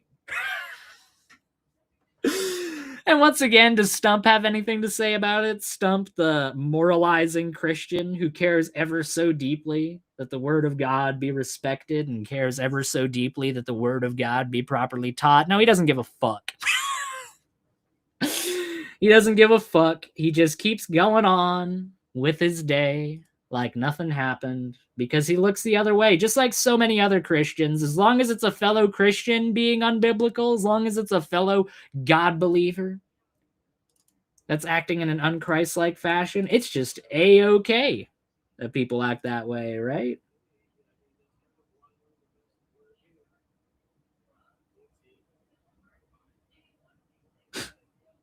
Hold on. Here it is. Sorry. It was not playing right. It was playing all garbled at first. Even before I shared it on the screen. But now it's playing properly. Let's take a look, ladies and gentlemen. Trey Smith is here to tell us about the Nephilim. The earth in those days, and also afterwards, when the sons of God went in to the daughters of men and bore children. I don't know, man. Sounds kind of sexual to me, if you ask me. I don't know. Of course it's sexual. It's all lust. Yeah, I mean, of course it's sexual. It's all lust. Like, of course that's what you have to say when it's Lupin saying that shit, Stump. But once again, if you take that statement right there and you put it in the mouth of an atheist is watching this video with Stump, and then he pauses and goes, enter into women. That sounds sexual. Stump would be pitching a fucking fit right now. He'd be losing his goddamn mind. He'd be going, we can't disrespect the word of God around here. Throw this man out of the room. Throw this man out of the room right now. He'd be losing his shit.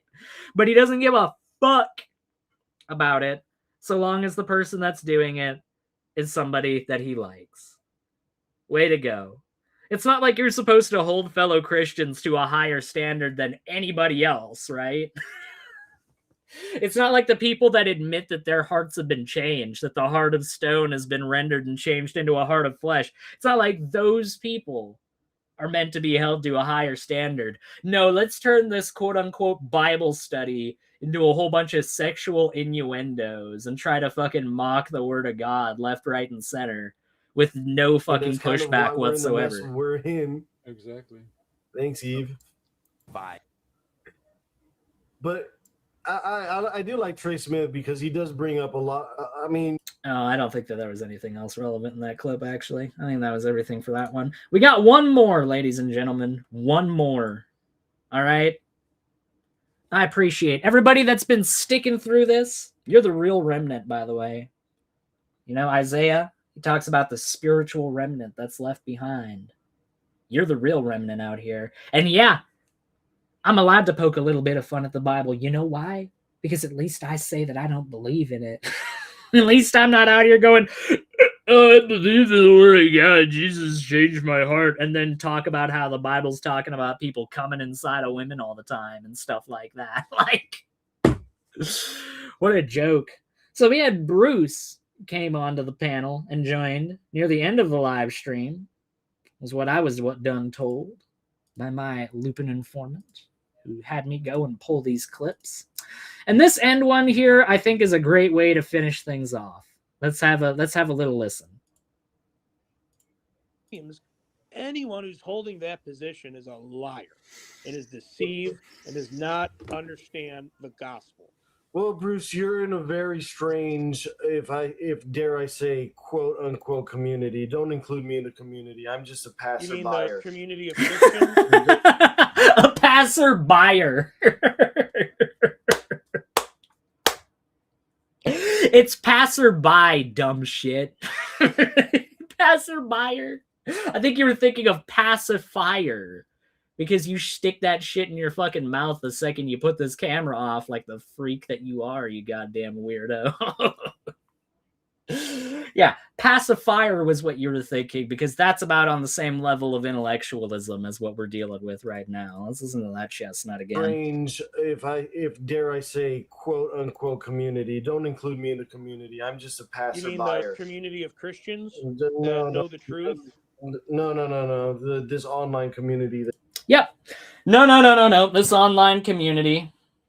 online community. By the way, this is the same guy who, when he's referring to community of Christians, Bruce, referring to Gangster Ghost channel, double hypocrisy in this conversation. Isn't it such a rare treat to listen to two abject fucking full of shit hypocrites talk to each other and try to moralize to each other? Isn't that such a rare treat? Because we've got Bruce, who on one hand has tried to say that Gangster Ghost community is in fact not a Christian community. Tried to say that Gangster Ghost community is a den of depravity and that the works of the devil are perpetrated on there and all these awful things about this channel. Now trying to claim that it's a Christian community. And Lupin saying, no, it's actually not a Christian community, while also saying in one part of the stream that I didn't have clipped that all that Gangster Ghost does is just go, wow, that's crazy, and just let everybody else babble on his show all day long. Well, yeah, these people are Gangster Ghost's friends. These are Logan's buddies. Never mind the people who actually tried to be his friends and stick by him when he was being mistreated. I'm sure he would much rather prefer the company of people who talk shit about him constantly behind his back all the time. That's way better, right? That you've been introduced to that I don't really partake in too much anymore. You're kind of Lupin. I mean, I dust my sandals off, man. I try and find new people. You find interesting people like Kyle who are very articulate. I dust my sandals off. Once again, this guy just cannot keep his story straight to save his goddamn life. You literally earlier that same day tagged me and Missing Mod and Proverbs guys. You tagged all of us in a fucking short that you made in order to try and get our reactions about it. You idiot. You dusted your sandals off.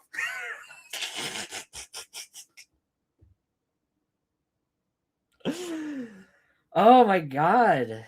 This guy, I would say that he was like a middle school girl, but typically middle school girls at least wait a week between when they say one thing and do another. This fucking guy can't even wait 24 hours. He is menstruating. Something fierce. Something fierce. The mood swings are strong in this guy. Isn't that so funny? This is the guy that on one hand will try to play a bunch of gotcha clips of Missing Mod and like try to claim that she contradicts herself in those clips. Dude, you're the guy who tried to make a short tagging all of us and not even 24 hours later said that you dusted your sandals off from this community. I don't want to hear you say one fucking word about, oh, this person contradicted himself. Dude, you're literally nothing but a walking, talking mess of a contradiction. That's all you do. Is contradict yourself left, right, and center. And you call it changing your mind. But in reality, have you really ever actually changed your mind on anything of substance? No. No. The things you change your mind about are whether or not you're going to go on somebody's live stream. The things that you change your mind about are whether you're going to have 8 double shots or 6 that night. Those are the things you change your mind about. Not whether or not the Gestapo thugs that are terrorizing your people and terrorizing the American people at large are actually Gestapo thugs and not people that you can just worship and lick the boots of, you fucking idiot. Oh, you love to see it, though. You love to see it. Does Lupin bite his thumb when he dusts his sandals off? Lupin has his face in the Nephilim headspace. You're right. I didn't even take a look. I didn't even look at his face over there. I didn't. You caught it before I did. Let's put it that way. He'll get out to pee or stay in. Yeah, that's true. Whether or not he'll get out the pool to piss in it. Those are the big important decisions that Lupin thinks that he's making on a daily basis. I wanted to play this because, you know, the war in Iran or upcoming war in Iran, there's a lot to it, you know? It's a complicated situation. So I wanted to play something that I hoped, because I know Lupin's watching right now. He always does. He came on my channel the other day and was like, I check it out every once in a while. Yeah, that's why you were ready to go right after I covered you on that show, right, dumb fuck? So given the fact that I know that you're watching right now, let's take a look at this very simplistic video of what's currently going on in Iran so that hopefully you too can understand the current situation. Let's check it out, folks. Uh-oh. Oh, Iran's mad.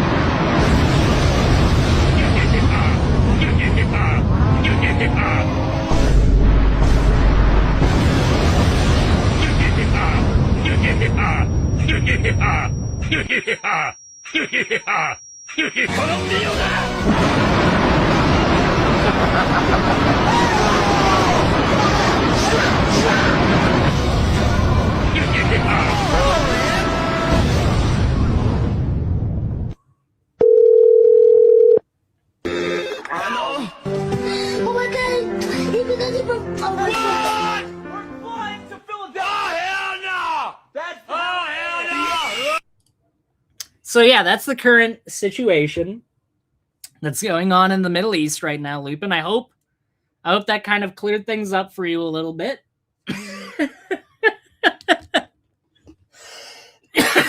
Helped you understand a little bit better. Because, you know, I realized something, folks. This channel, it's gotten a little bit too elitist. You know, we're over here trying to read news articles about the Middle East. We're over here trying to cover the Middle East in a nuanced fashion. And in reality, what we need to do is just feed him a bunch of brain rot. And maybe after feeding him a sufficient amount, he'll eventually understand the complex geopolitical situation that's going on within the Middle East. Claude says, it doesn't have in mind to change. Ain't that the truth, Claude? Ain't that the truth? I wanted to review a Facebook post that I saw on my here Facebook feed. We got from Caden Pody, 530,000 followers. I'm sure that those 530,000 followers mean that this guy is going to be way more astute than me. He's way more on top of things than me. He's got his finger on the pulse, ladies and gentlemen. So let's take a look at, I'm pretty sure he omitted it, probably because he was so humble. Professor Caden Pody had to say here in this particular post, the moon will turn blood red at 3:33 a.m. on March 3rd. This is exactly what Scripture said would happen. The sun shall be turned into darkness, and the moon into blood, before the coming of the great and awesome day of the Lord. Joel 2:31 KJV. And the whole moon became like blood. Revelation 6:12 KJV. God told us thousands of years ago that there would be signs of the heavens. Now we are watching it with our very eyes. Wars in the Middle East, global shaking, moral collapse, and now the moon turns red. These are the birth pains, ladies and gentlemen. This is not random. This is not accidental. This is a confirmation that we are living in the days that the prophets saw, folks. Jesus is coming soon.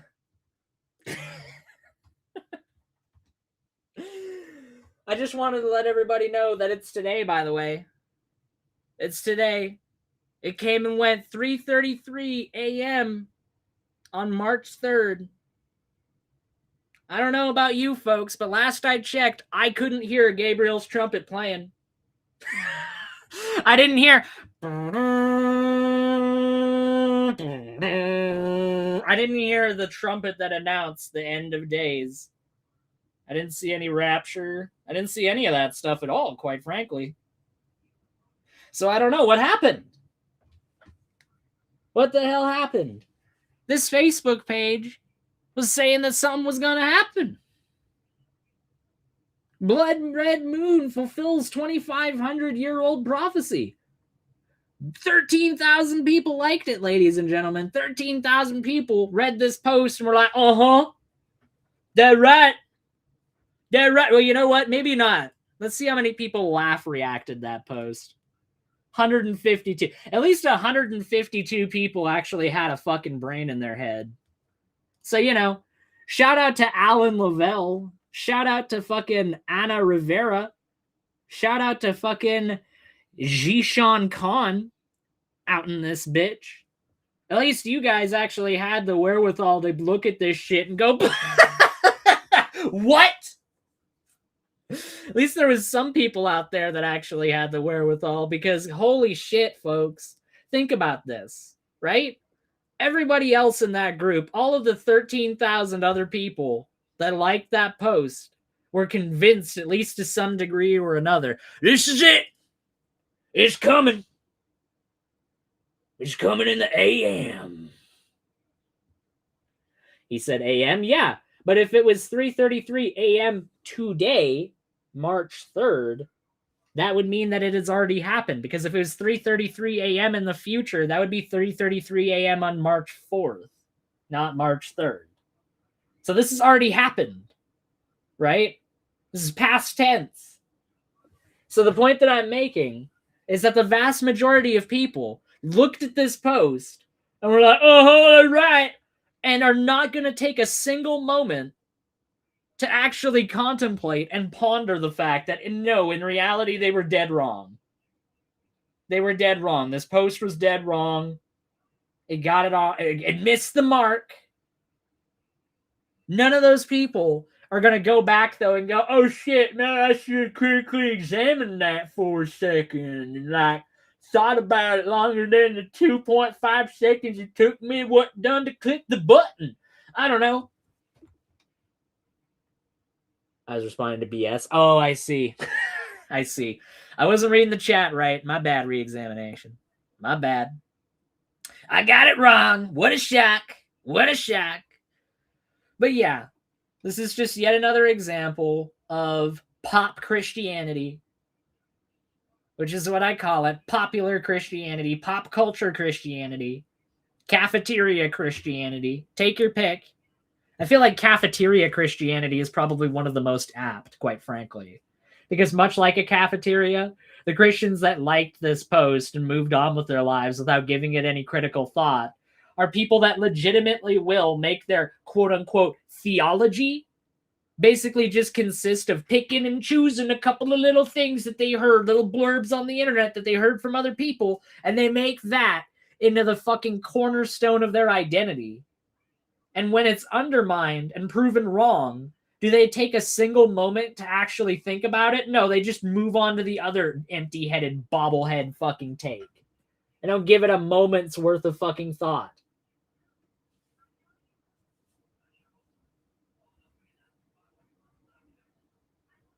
I'm not that dumb. Come on, Aiden. Look, I'm sorry, man. I didn't take the time. I already accepted responsibility. I already accepted. I was like, okay, that was my bad.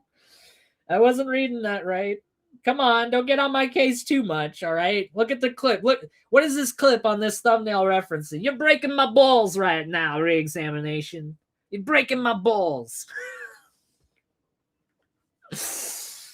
Didn't end too well for him, did it? We'll see how it goes in your instance. Claude says, Hovind is telling his followers to watch Iraq at the moment. I predict nothing will happen. I mean, the fact that Hovind is predicting it is pretty strong evidence to indicate that it's not, if ever I've heard it.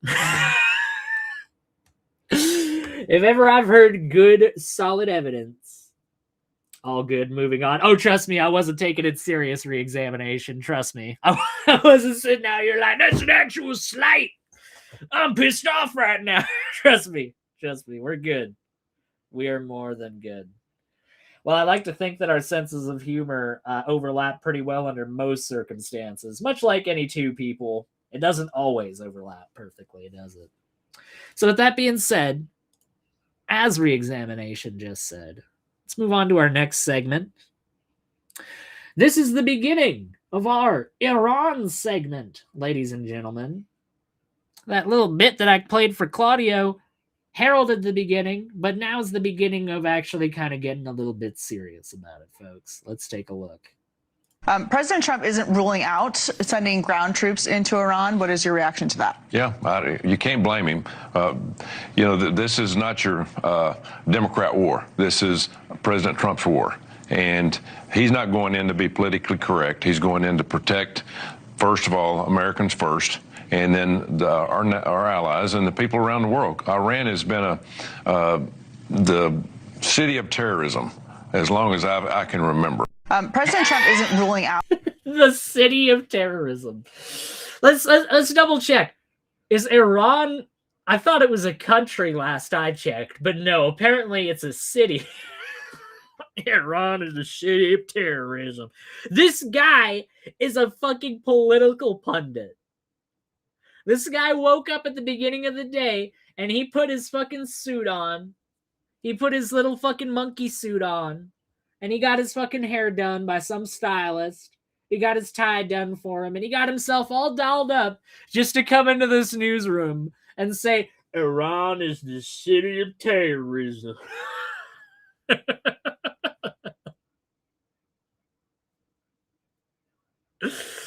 And by the way, that's just totally overlooking the fact that he's actively like bragging over the fact that this is Trump's war, quote unquote. He's like, this ain't no Democrat war.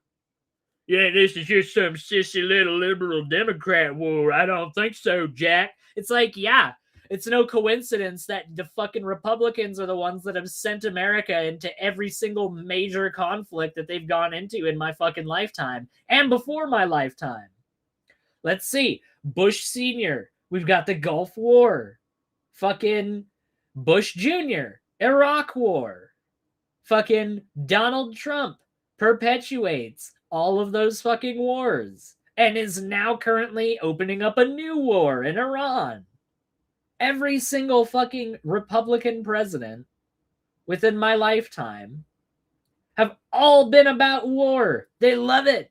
And don't get me wrong, the Democrats have certainly had their hand in perpetuating those wars, because endless war is indeed one of many things that Americans effectively have no choice on when they go to the fucking poll booth and try to vote for a candidate. But when you look at the administrations that actually kick these fucking conflicts off, the vast majority, not all of them, Obama went and fucked around in Libya, something serious. You know, that has to be pointed out.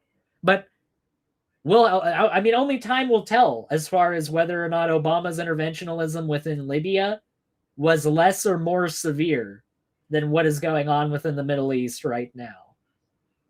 But I just wanted to play that because I thought that it was funny, because that guy's fucking stupid. Anyways, moving on to our first article of the day from The Guardian. 3 U.S. fighter jets mistakenly shot down over Kuwait. All 6 crew members ejected safely in apparent friendly fire as Kuwait launches investigation into incident. 3 U.S. fighter jets were mistakenly shot down over Kuwait early Monday in an apparent friendly fire incident, military officials said. All 6 crew members ejected safely. According to a statement from U.S. Central Command, or CENTCOM, Kuwait's air defenses fired on the F-15 warplanes during a combat mission on the 3rd day of conflict following Saturday's launch of U.S.-Israeli airstrikes on Iran. The crew members who ejected were recovered and are in stable condition, CENTCOM said. Quote, during active combat that included attacks from Iranian aircraft, ballistic missiles, and drones, the U.S. Air Force fighter jets were mistakenly shot down by Kuwaiti air defenses, the statement said. Kuwait has acknowledged the incident and launched an investigation, it added. According to the CENTCOM post on X, the incident took place at 11:03 p.m. Eastern Time Sunday and involved 3 F-15E Strike Eagle aircraft. Video showed one of the jets falling out of the sky over Kuwait. Let's take a look at that really quick. لا والله حربية طيارة حربية طيارة حربية شوف شوف شوف شوف شوف شوف شوف شوف شوف شوف شوف شوف يا واحد شوف هذا المسير يا الربع شوف نزلوا هذول إيرانيين مدري شنو. I mean, fucking harrowing. I thought that they meant falling out of the skies and they hit the ground, but no, that shit literally did just plunge out of the sky and just fall straight to the ground like a fucking paperweight. Jesus. That is terrifying. Could be seen parachuting. The location was verified by Reuters as filmed in the Al Jahara era of Kuwait. Another clip purports to show one of the pilots, a man in a flight suit, clutching what appears to be breathing equipment in the back of a vehicle. Let's take a look at that. Yes, 1 minute. لا شبه الدبة 1 minute 1 minute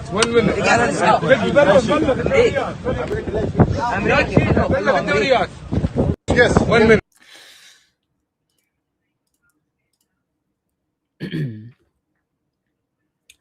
The Post said the person was, quote, being taken care of by a group of Kuwaitis. General Dan Kane, a chairman of the Joint Chiefs of Staff, addressed the incident only briefly at a Pentagon press briefing on Monday morning. Quote, I am aware of the loss of 3 U.S. Air Force F-15Es overnight in the region. I am grateful, pardon me, for the safety of the crews. Getting some vocal fry up in here. I'm starting to sound like B.S. Lewis. And we know that this was not from hostile enemy fire. As this matter is under investigation, I'll not comment further on this. So yeah, potentially 6 people could have been killed by this because there's 2 per plane. Thankfully, everybody survived. Everybody was able to eject on time. But, you know, just another potential 6 casualties just to heap on top of everything else that's going on as well. Right? I know it's not the most... You know, I'm coming over here and looking at the stream, and there's not as many people watching. Look, I know it's not as exciting of a thing to cover as big explosions and other stuff going on, but it's another part of the conflict that needs to be covered. All right? It's important. So, moving on to our next segment we have here. We've got even more. I played one clip of Charlie Kirk on my previous show, talking about Iranian regime change, but even more of Charlie Kirk as far as different clips of him talking about this, all of his different takes on the Middle East. Even more of those have come out and surfaced. By the way, I think it's pretty safe at this point, being almost 2 hours into the stream, to say that if you're liking this stream so far, if you're enjoying it, please give the stream a like. It really does help out, helps the algorithm helps the channel grow. And with that being said, let's take a look at what Charlie Kirk had to say about Iranian regime change. Israel and Iran and potentially the United States. On one side is the Lindsey Graham, John Bolton types, where they are actively calling for regime change. Here is Lindsey Graham. This is just lunacy. This kind of analysis is not helpful. This kind of approach, this kind of argument, it has nothing to do with nuclear weapons at this point. This is now that we want to go all in and take out the regime. It's time for us to close the chapter on the Iranian Ayatollah and his henchmen and start a new chapter in the Middle East. And that sounds good, doesn't it? But what have we learned when it comes to wars, and especially wars in the Middle East? What you draw up on a whiteboard rarely happens. What you think theoretically is going to occur, there might be unintended and unforeseen consequences, especially when you're talking about a country 2.5 times the size of Texas. It has 90 million people and was an ancient and great power with well over a dozen ethnic groups. All of that extremely true, by the way. You know, Charlie Kirk has had some shitfuck takes before. But as far as what I've heard so far, I mean, name me the fucking wrong part about what this guy has said. It's a completely different beast to Iraq. You know, Americans are out here, they really do think that this is basically just going to be Iraq 2. And it's not. It's a completely different animal. The population is way fucking larger than Iraq. The topography is fundamentally different than Iraq. The Zagros Mountains alone are going to basically turn the terrain into Afghanistan on steroids, as far as most of the topography of the country is concerned. And yeah, the huge swath of different ethnic groups, all of which have their own interests within this region. People think of Iran, and they think of Iran as this like homogenous country like America is, right? They think of it as this place where everybody believes that they're Iranian, everybody believes they have this equal identity to each other. I'm going to pull something for my next show because I just literally do not have the capacity to add another fucking segment onto this show without being endlessly clowned on by other people. No, not because I'm going to be clowned on by other people, but because it's going to drag on for another 5 hours if I add that onto the show. But on my next show, I'm going to do an overview of Iranian demographics. Because, suffice it to say, there are hundreds of different ethnic groups within that country dozens of major ethnic groups within that country, and all of them have their own agenda of what they want to do. All of them are ancient societies who, through some means or another, are being oppressed by this wider government, this government that tries to purport that everybody needs to be Aryan, not Aryan in the Nazi sense. It's a completely different kind of Aryan. Look up Aryan in the Iranian context, right? Because that's what they've been trying to build as a centralizing identity within their country. The idea that we're all Aryans, guys. We're all Iranian. We're all Persian, right? I mean, yeah, there's different groups within those. Sure, you might be Iranian and I'm Farsi. But at the end of the day, isn't Farsi just like a variant on Iranian? That's basically the way that the country's laid out. So Charlie's right here. It's a completely different beast. You have underground Christians. You don't really have many Jews left in Persia. But also you have secular younger Persians. Who's going to run the country exactly, Lindsey Graham? This sounds like Hillary Rodham Clinton in Libya. So I'm pointing to the first extreme right now, the neoconservative extreme. The we must go take off the head of the snake right now. Play cut 285. Be all in, President Trump, in helping Israel eliminate the nuclear threat. If we need to provide bombs to Israel, provide bombs. If we need to fly planes with Israel, do joint operations. But here's the bigger question. Wouldn't the world be better off if the Ayatollahs went away and replaced by something better? Wouldn't Iran be better off? It's time to close the chapter on the Iranian Ayatollah and his henchmen. Let's close that chapter soon and start a new chapter in the Mideast, one of tolerance, hope, and peace. Okay, that sounds good, but that's pathologically insane. I'm sorry, it is. How do you know it's going to be better? Yeah, the Ayatollah is awful, but maybe he's one of the few guys that can keep that country together and not have a 90 million person civil war. Lindsey Graham is so consistently out of his mind, it's hard to even comprehend. Iran is hugely diverse. It is a massive country. Do the people agitating for war even know that? Because be clear, regime change is war. Just to understand, regime change is not like changing the head coach at the Chicago Bears. About Israel and Iran and potential. So I wanted to share that clip. And I mean, Charlie does such good commentary on that particular point that I don't even need to say anything further. He's absolutely right. It's very dumb.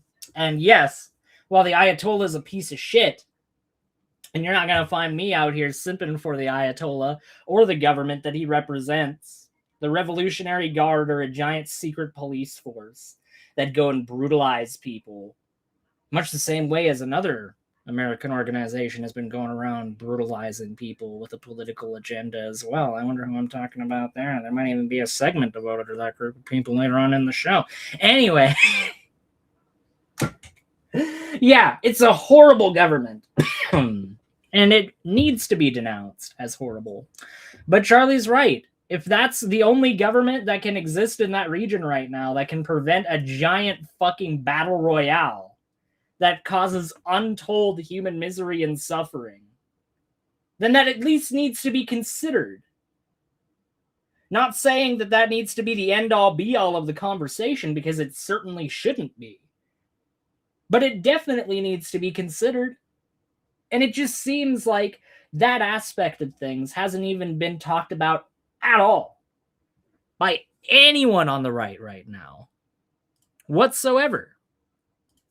I got another example here. We've got a poll that Charlie Kirk did on his X or Twitter. I'm always going to call it Twitter. All right. I called it X there because I saw it on the screen, but my brain had a visceral fucking reaction the second that I said X. I was like, no, that's not what it is. It's fucking Twitter. And we've got a poll here from June of 2025. Not long ago at all, where Charlie Kirk says, should the U.S. get involved in Israel's war against Iran? 10% said yes, 90% said no. Is that really the ratio that we're seeing nowadays, folks? Is that really the ratio that we see? Is it really just a tiny little segment of conservatives? I'm sure that's what that newscaster that I played a clip of earlier, trying to brag about this being fucking a Republican war and Iran being the city of terrorism. I'm sure that guy represents only the measly little 10% that said yes back in fucking June of 2025. No. The reality is that this has basically been flipped on its fucking head. And the majority of conservatives are now fucking cheerleading for this shit. Are now going, yeah, rah, rah, regime change, rah, rah, war, let's do it. Iran needs to be free. The people need to be free. We need to liberate Iran. That's what the fucking narrative has shifted to, because it's a fucking cult. Because it's a giant fucking cult, and just like a cult, every single fucking major flip that cult does is going to take about 90% of the fucking cult members with them. They're just going to flip their fucking opinion around and go, yeah, that's right. This war good now. Like the fucking bobbleheads that they are.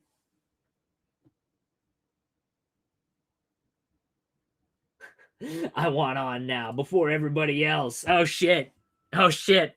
If I say no to you, are you going to fucking tell me that you're never coming back like Dustin? I'm never coming back if you don't give me special treatment, Aiden, you piece of shit. Dustin. I miss you, Dustin. Please come back. I miss you, buddy. I miss you. Reexamination's got a point. The show just ain't quite the same without you, buddy. It ain't quite the same. I'm old enough to remember Democrats in the mid-2000s saying that we should have warred with Iran. Yeah. I'm not acting like that's not been something where people on the left have also tried to act like that. I'm not trying to act like that's purely an ideological thing. I'm trying to highlight the fact that people on the right seem largely, especially given the fact that Charlie Kirk, I didn't pull this as a segment, I'll be sure to for the next show, but if Charlie Kirk isn't one of the central focal points of the modern American right, then why not only did the American president state as such when he died, but now also has unfurled a giant Charlie Kirk banner in front of the Department of Education? If this guy doesn't represent the main cultural zeitgeist of American right-wing thought at that point in time, then tell me who the fuck does. Because we've got them not even a fucking year ago, just a bit more than 6 months ago, en masse saying that we shouldn't be doing this, and now they've all fucking fallen into lockstep, and the majority, vast majority, not all of them, I've seen people even in this community on the right that have been critical of Iran, fucking based, by the way. The people on the right that are critical of the war in Iran, good on you. Good on you for actually fucking taking a stand on at least something. You know, at least if it wasn't Epstein, at least you fucking took a stand on Iran. Better late than never, as far as I'm concerned. I have way more respect for you and your ilk than the people that are still somehow fucking throwing their heads in the sand and going, no, this is good. It's still good somehow, because when you really think about it. Aiden was in diapers in the mid-2000s. Come on now. Come on. I wasn't in diapers in the mid-2000s. I was throwing blocks at kids in the fucking kindergarten in the mid-2000s, BS. Come on now.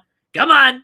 I was a little bit beyond the diaper point in 2005. Look, I know blocks, and I knew the best ones to throw at the kids in the kindergarten.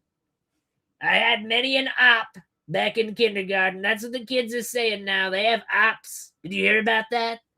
I had many ops back in the day in kindergarten. They tried taking my Riz. They tried taking my Skibbity Ohio Riz, folks. It's right. And I took it back. Aiden, some of them are just anti-Iran war from being anti. Yeah. Agreed. Some of them are definitely only anti-Iran because they view the whole war with Iran as just a giant tool being, like, done by the Israelis, right? It's that classic fucking cart leading the horse argument. that conservatives always try to make when they talk about fucking Israel and America, like Israel is dictating American policy rather than the other way around. Like Israel isn't just a convenient scapegoat vassal state to push American interests within that part of the world. You know, and if America won out in Iraq in some weird alternate timeline where the American military was actually competent enough to be able to hold on to Iraq and pacify the region the way that it acted like it was going to do, right? If indeed that had remained the case, then Iraq would just be another Israel right now. Iraq would be just another place where America props up a vassal state and causes that vassal state to push American interests within that region. And make no mistake, if Iraq was made into an American vassal state, the Christian minority within that region, the Assyrian population, would be treated the exact same as the Jewish population within that region. And if you doubt that, A, look into American military strategy within that region and how they were planning on actually being able to maintain a foothold within that region if regime change had been pulled off successfully in Iraq.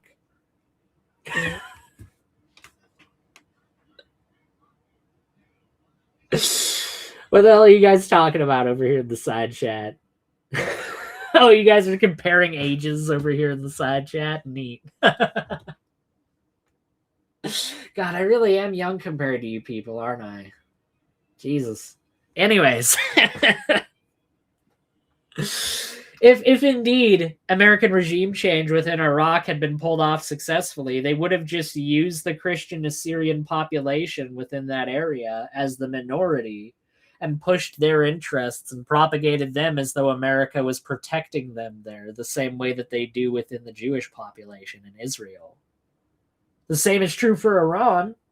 You think if America topples the Iranian regime and props up another one, that there isn't going to be a special little area carved out for the Christians within that region where America is going to use that group of people as an excuse to try and perpetuate their interests within that region too?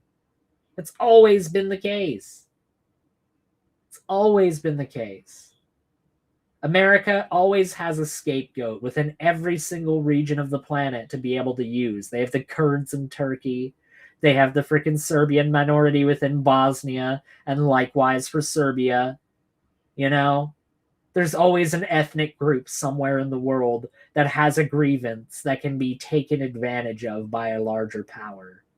It happened in the 90s in in Bosnia and Herzegovina. It happened in freaking the Rwandan genocide. There's numerous instances of it happening and it just being allowed to happen because it just suited the interests of that group of people. Aiden can't even buy alcohol. That's true. That's true. I'm 25. Fuck you, missing mom. Anyways, I'm joking. All right, moving on to our next segment. How many segments do we got left, folks? Let me check. We've got 1, 2, 3, 4, 5, 6, 7, 8, 9, 10, 11, 12, 13, 14, 15, 16, 17, 18, 19, 20, 21, 22. We got 23 left, folks. We're almost halfway there. 2 hours into the stream. And we're almost halfway there. You know what you people here in the side chat that are always complaining about this remind me of? You know, you always call me an uppity little kid, all you people out there. But you know what you remind me of when I'm doing these long form solo content pieces? You remind me of a bunch of kids in the back of a car going, "Are we there yet? Are we there yet? Have we gotten there yet? Can we open the panel yet? Can we do that?" And then half the time I open the panel and I look at the back of the stream car and all of you are freaking, you're all passed out in the back seat. You're all passed out. I'm sorry. Big Bad Mama says, geez, I went too far. All right.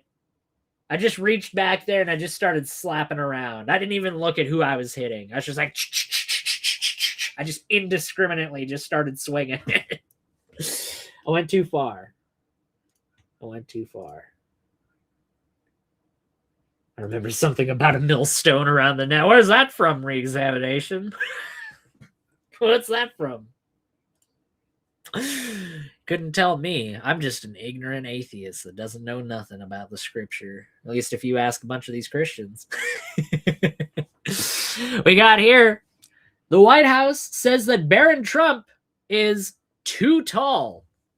That's 6'9" for military service. David Robinson was 7 foot and put his NBA career on hold to serve in the Navy. Height clearly wasn't an excuse there, and it isn't now. And that's true. You know, the South Park creators, in a fucking stroke of typical genius on their part, had a website made called, I think it was like draftbarontrump.com or something like that, or draftbarontrump.org. And it was talking all about how Barron should be drafted into the military, because if we're going to put our trust into the leader of the United States, clearly we're going to put our trust into his son, that he's going to go out and serve our country. And here's the excuse coming down from the White House. He can't serve. He's too tall. He's too tall, folks. Maybe if you got to the destination before hour 5, people wouldn't be asleep in the back. Look, Fantu, you don't need to come in here and drop something that true into the middle of the stream like that, okay? I was just trying to do a funny little bit, and then you got to come in and freaking waterboard me with a giant ice bucket of truth like that.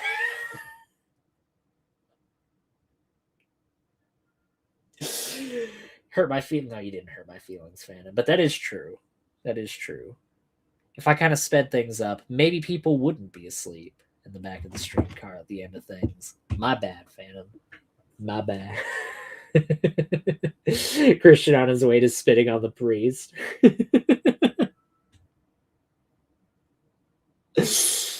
According to some, you can't talk about the Bible or the U.S. That's true. That's true. I'm not allowed to talk about either of these things, so I should just be keeping myself... In America, the American government is currently making the stream so that rather than talking right now, it's just beep, beep, beep. This person is not allowed to talk about these topics. Anyways, moving on to our next bit. We've got a Trump tweet. We got an old Trump tweet from 2013. The president must get congressional approval before attacking Syria. Big mistake if he does not. Seems like congressional approval matters to Trump. At least back in 2013, seems like congressional approval before going into a war seems like it's a big deal. To 2013 Trump.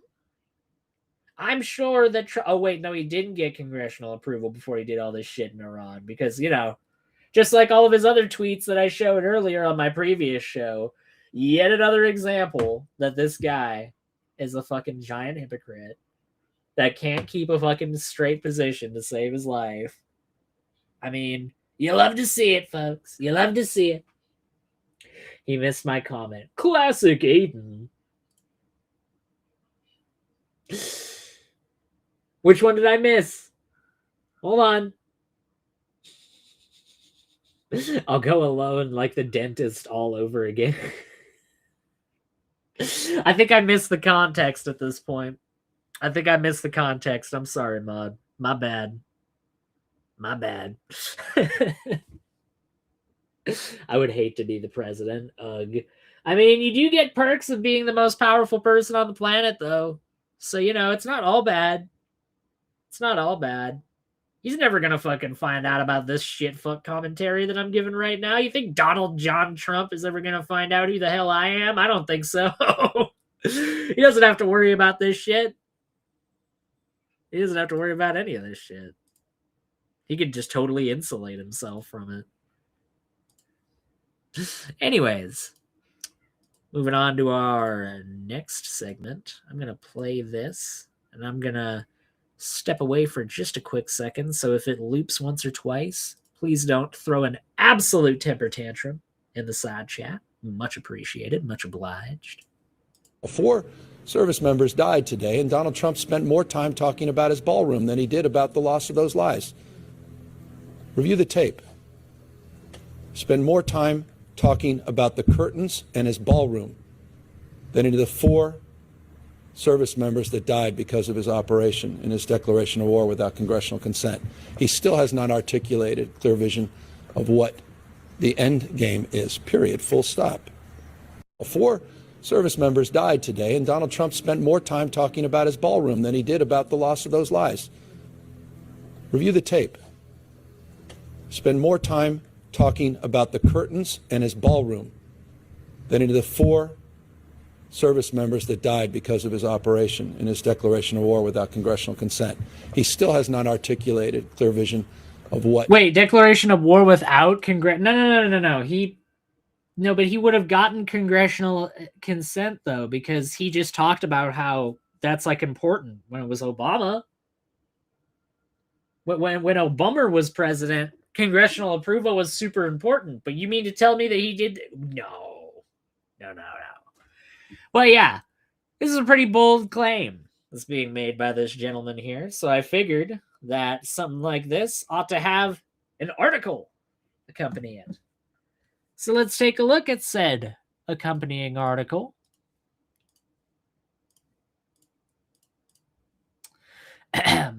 Trump goes off script at Medal of Honor ceremony. Brags about picking White House drapes. President Donald Trump veered off script Monday during a Medal of Honor ceremony, briefly turning his attention to gold drapery and the ongoing White House ballroom project.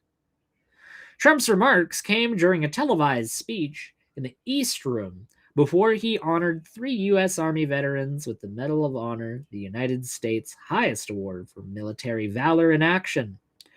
Retired Command Sergeant Major Terry P. Richardson, 78, was presented with the medal from Trump during the ceremony. 2 of the commendations were awarded posthumously to Staff Sergeant Michael H. Ollis and Master Sergeant Roderick W. Edmonds. Trump also devoted portions of the ceremony to discussing the U.S.-Israeli joint strikes on Iran and his substantial renovation to the White House East Room, part of a $400 million privately funded ballroom. After acknowledging the country's grief over the 4 U.S. service members killed in an Iranian strike on Kuwait, Trump turned to the gold curtains hanging directly behind him. We have a lot of great service members here with us in this beautiful building.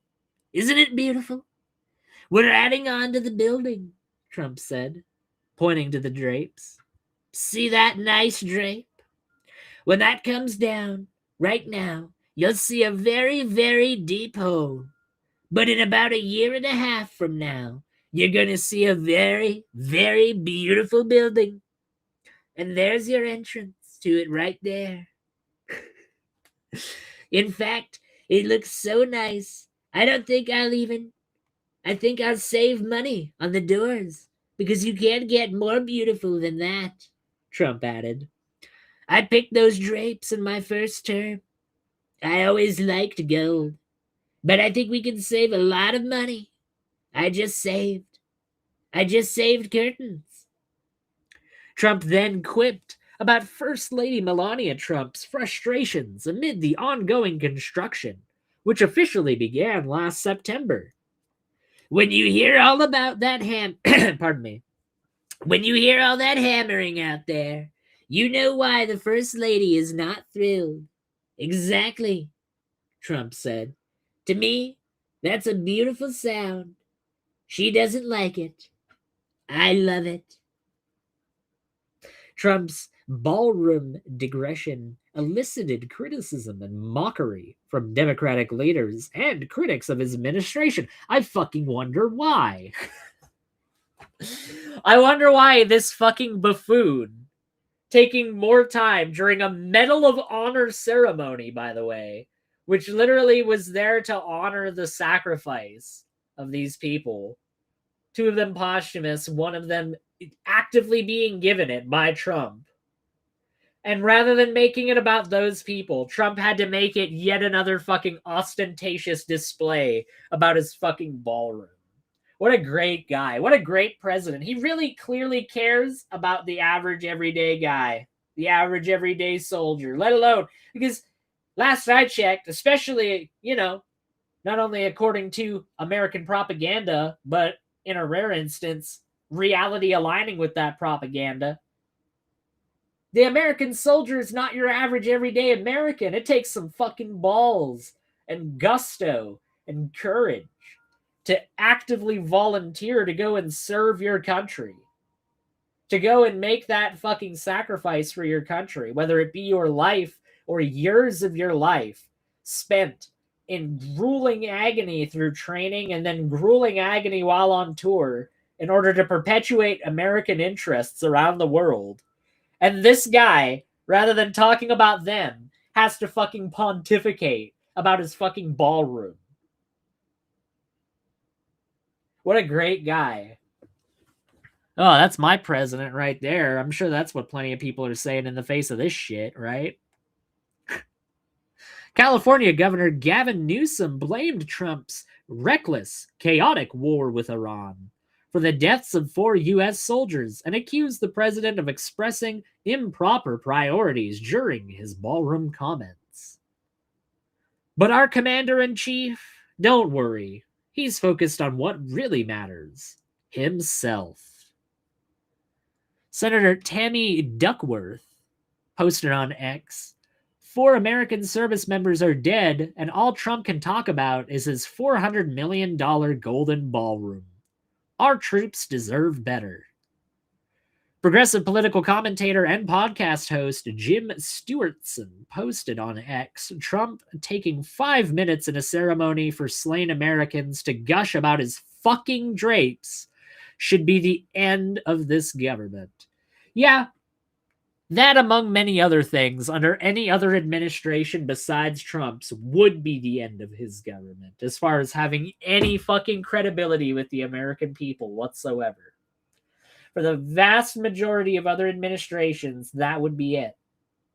If Obama, in the middle of a Medal of Honor ceremony, went, and by the way, I just want to say that these drapes that I've got for this ballroom are pretty fucking pimpin', yo, wouldn't you say? Like if he just took a fucking segment of his fucking statement during the Medal of Honor ceremony to make it about the fucking drapes. Or you know what? Let's make it something that really pissed the fucking Republicans off. Have you guys taken a look at my private basketball court? It's pretty fucking swish, yo.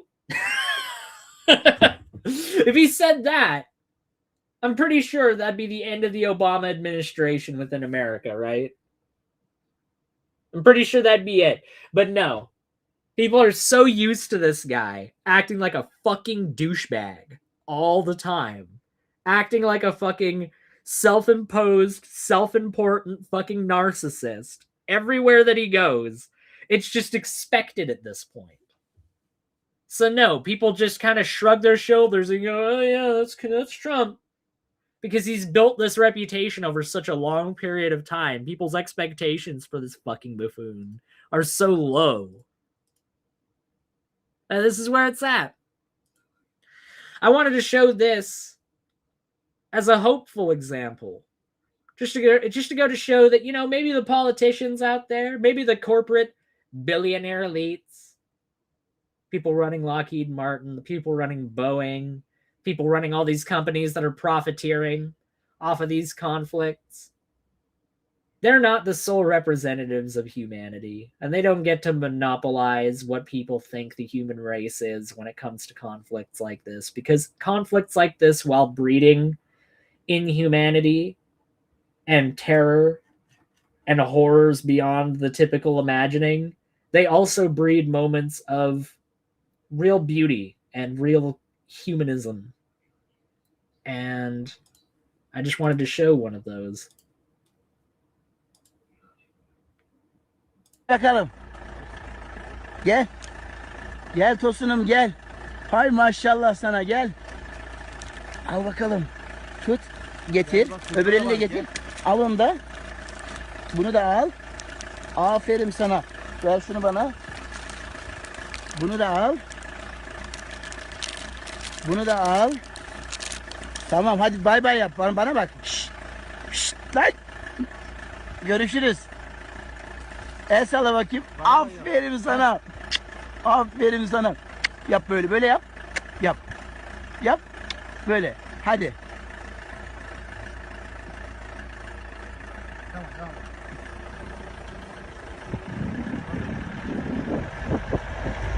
Such a nice moment. And just think about it, right?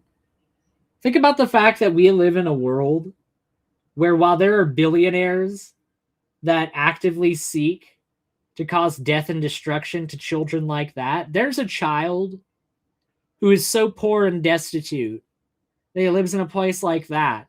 And even then, when he drops one of the candy bars that he's given, he tries to give it back. He tries to give it back. Somebody that is more deserving of the wealth and the opulence that those people fucking have than anybody could possibly fucking imagine as far as any of those piece of shit billionaires are concerned. What does he do when he's given the slightest bit of kindness? He tries to reciprocate it because he's a fucking human being. Because he's a fucking human being and he got given a moment of genuine kindness. And I just, it's a genuinely moving thing to me. Pardon me for being genuine for a second on this broadcast. Pardon me. Back to the unserious stuff, folks. Yeah. I thought that was really nice, though. I wanted to show that. On to the next segment. Ice, ice, baby. Boom, boom, boom, boom, boom, boom. Boom, boom, boom, boom, boom, boom, boom. Let's move on to ice, ladies and gentlemen.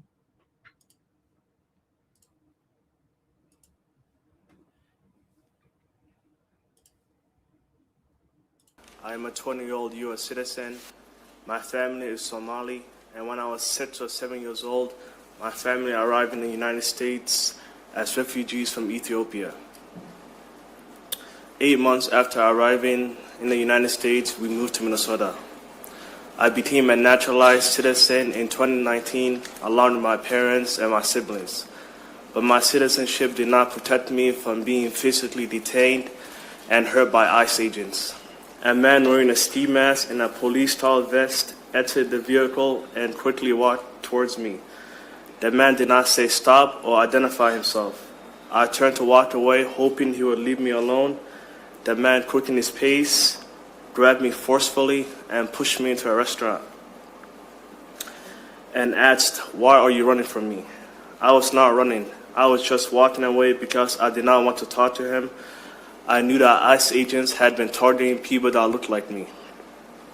I immediately started repeating over and over again, "I'm a citizen, I'm a citizen, I'm a citizen." But the agent did not stop to look at my ID. A second ICE agent entered the restaurant. They dragged me outside and put me into a headlock on the ground. I repeated, "I'm a citizen, I have an ID." The agent kept saying, "That don't matter, that don't matter." The officer also kept telling me that they were going to take me in if I did not let them scan my face.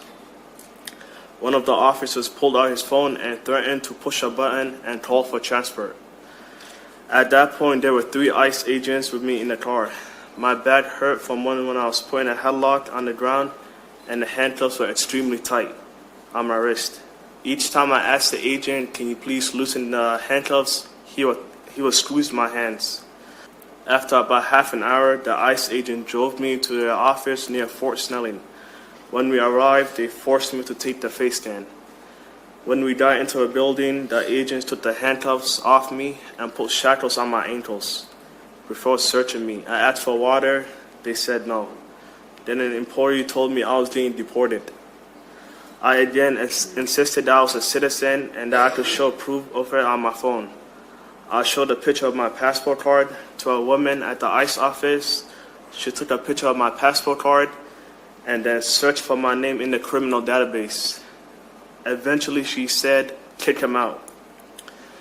In the neighborhood which I work at, in which I work, I hear screaming all the time. Coming from encounters with federal immigration agents, I also hear whistles and honking all the time. When I hear these things, my heart starts beating really fast and I can't breathe. It brings me back to what I went through, and it almost feels like it's happening to me again. I am a 20-year-old U.S. citizen. My family. So I wanted to show that in his own words. Oh, you know what? I actually had that in a different part from where it was supposed to be, but that's all right. That's all right. I will just make a little bit of an adjustment to my show here. Just 1 second here, guys. Sorry about that. That's my bad.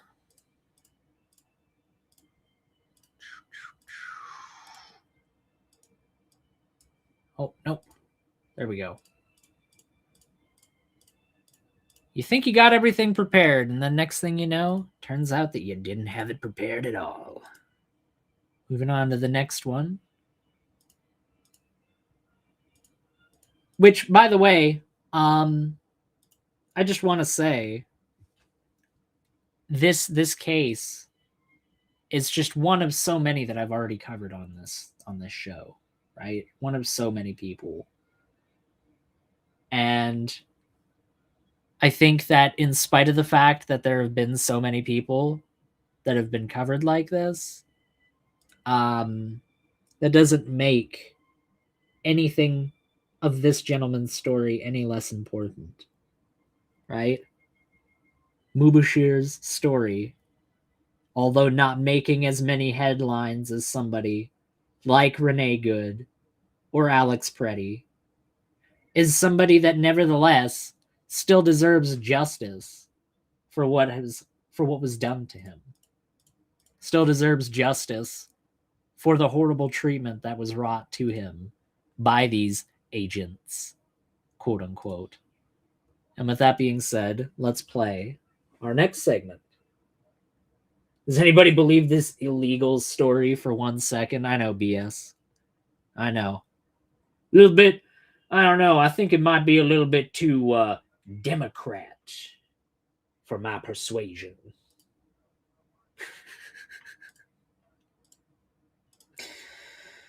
No, this is another instance of totally not a terrorist organization, totally not a terrorist group terrorizing an American family. Let's take a look at this not terrorist group not terrorize this family. By the way, this is one of those ones that's going to be a bit difficult to watch. So for anybody that doesn't want to look at one of these clips because it's difficult to watch and they're made uncomfortable by it, I'm not here to judge you. I'm just here to warn you ahead of time. Just don't! Please, just... My God, my kids are in the house, you guys, please. My kids, my 2 kids and myself, please. And myself, please. Step out. You guys, please, you guys are scaring my kids. My kids. Bring your kids out with you. Okay. Call your kids now. I will, please. Let's go. Oh, here, my kids. Oh, God, you guys don't do this to my kids. My kids. Come on. Oh, my God, my kids. My kids are so young. Oh, my God. You guys, my kids. Go to the left, go to your mom. Come on, come. Oh, my God, you guys are oh, my God. You guys. Nobody. Stop. Oh, my God. Why? My son is a citizen. We're citizens. My son is a citizen. We have paperwork. We have all the paperwork. You hear the mothers screaming they have paperwork as if this is 1930. Yeah, I don't need your commentary, buddy. I just wanted to show that because yet another example. You know, I said it before and I'll say it again and I'll just keep beating that fucking drum until I finally get an answer out of people. How many instances of this shit do you have to see until you start going, maybe this organization doesn't represent the average everyday American's interests the way that they act like it does. Maybe it's not just a couple of bad apples. Maybe it really is just something on an institutional fucking level that's wrong with this organization that needs to fucking be abolished. Wholeheartedly. There's no reason why ICE needs to exist. It's only existed since 2003. It's not critical to America functioning, let alone functioning in terms of making sure that illegals don't get into the country. It's not critical whatsoever.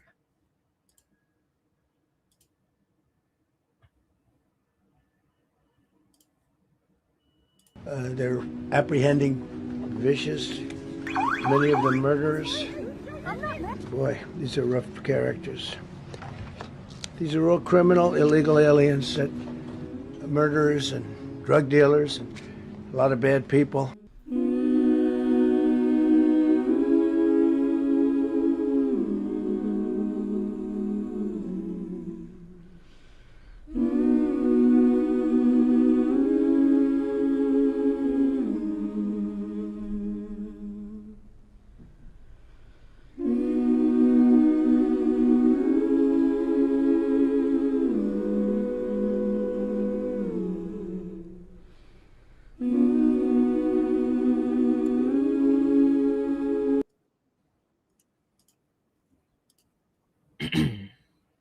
So, next one is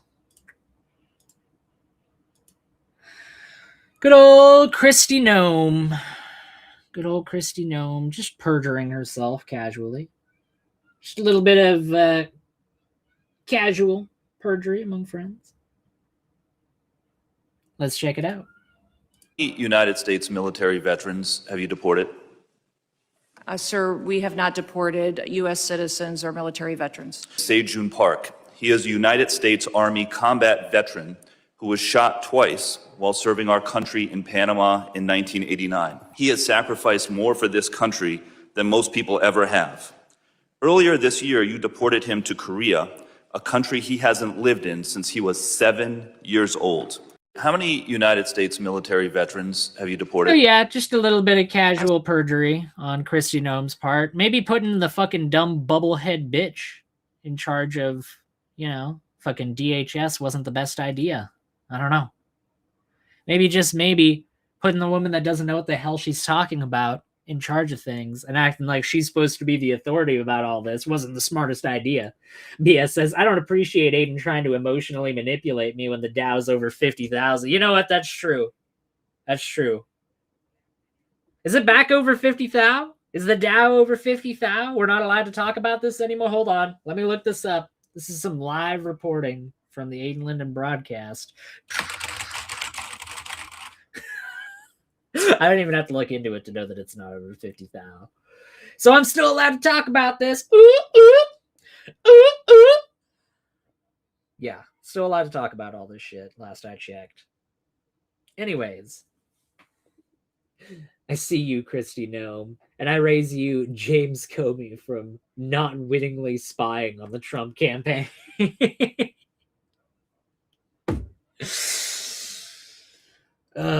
Idiocracy has always been a bipartisan thing, re-examination. Don't get me wrong. There are plenty of fucking idiots on the left.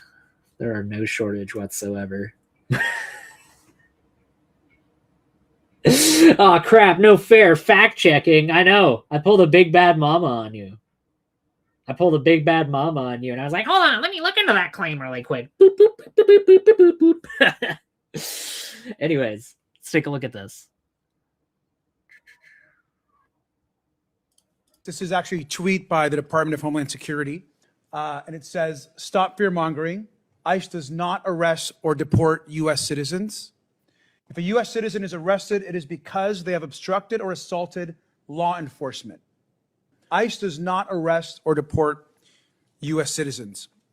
I just want to ask briefly each of the 5 U.S. citizens that are here, is this tweet a lie? Mr. Retes, is this tweet a lie?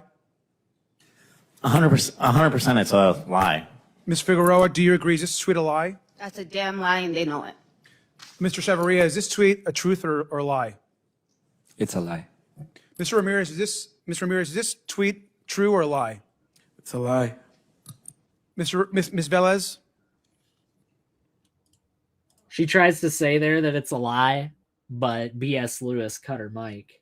because B.S. Lewis finds all this stuff boring. So he's literally just sitting up there in the rafters right now going, oh, this is boring. We're not talking about woke sigmas. Let's cut her mic real quick. I'm not even going to try to do the BS vocal fry right now. I can't do it. I've been doing freaking almost 3 hours of straight talking, and you want me to do the BS vocal fry? I'll tell you what. I might be able to do it near the beginning of one of the shows. If one of you fine folk remind me. Do you get those giant tweets from the same place that you get those giant It's a good question, BS. That's a good question. What do you think gets done with the tweet afterwards? That's another question as well. Do you think that like goes somewhere? Do you think somebody like keeps that? They're just like, oh yeah, this is the freaking tweet that was used during the deposition. I have that hanging up in my freaking garage.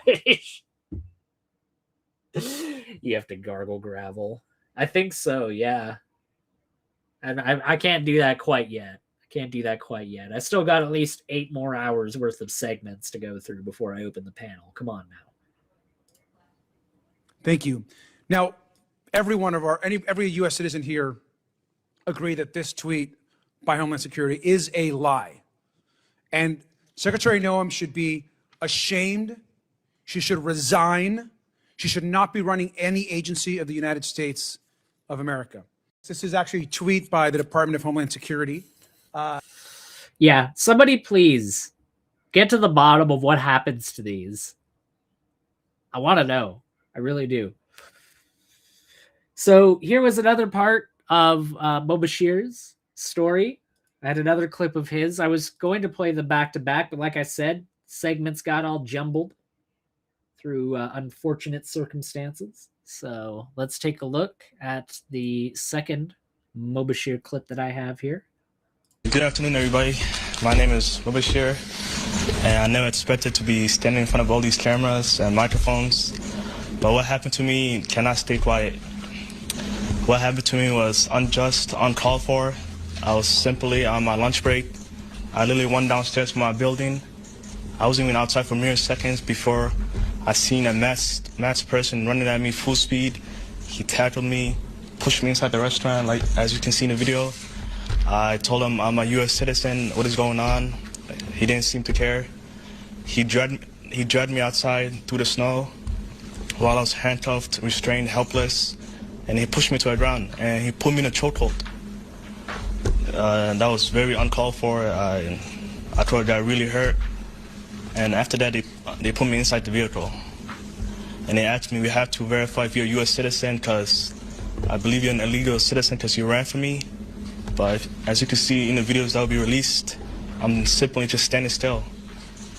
I asked them, okay, they said, let me take a picture of you to scan your face to see if you're a U.S. citizen. I declined because how will a picture prove I'm a U.S. citizen? I told him I have my passport. It's in my phone. Can I open and show you? He declined. I told him, can I give you my name and my date of birth? He declined. Good afternoon, everybody. My name is... By the way, and I just want to kind of comment on that a little bit, because I did kind of skim over that on my first part of my segment. All these people that are always like, Mark of the Beast, Mark of the Beast. Everybody watch out for the Mark of the Beast. It's coming, guys. All these freaking super conservative Christians that you always hear trying to fucking fearmonger about this shit. Where the fuck are they when people are literally sitting here talking about the fact that agents of the state are dragging people fucking around in handcuffs, bringing them to their fucking detention centers and forcibly fucking scanning their faces? Where's all the fucking Mark of the Beast fear-mongering about that bullshit? Oh, right. You don't fucking fear-monger about that shit because that would contradict your fucking narrative that you're so fucking pro-government and so, oh, you know, according to Romans, we can't interfere with the earthly principalities. Yeah. Can't interfere with earthly principalities, but if the fucking government wants to issue the fucking social security number, look up, by the way, when the social security number was being issued to Americans, how much fear-mongering there was about that. How many people were talking about that being the fucking Mark of the Beast or the prelude to the Mark of the Beast? Any fucking time that something like this happens, it's always been Mark of the Beast. But go find me a fucking preacher out there that's talking about this right now, trying to go, them dragging Mobashir into that building, evidence of mark of the beast. Just yet another fucking blind spot in these people's ideologies. Just look the other way from that shit, right? Ugh. So we got two stories here back to back. Our first one here. Boo! No doubt feds will reimburse Florida for alligator Alcatraz, Attorney General says. Florida Attorney General James Utmeier on Friday defended the state's front-loaded spending on immigration enforcement, saying he expects the Trump administration to fully reimburse Florida despite ongoing legal fights and the absence for a formal repayment commitment. The Attorney General's remarks come just days after Florida filed a court document in related litigation outlining the state's position that it was acting under federal delegation and expects to be repaid for costs associated with detention facilities and other enforcement efforts.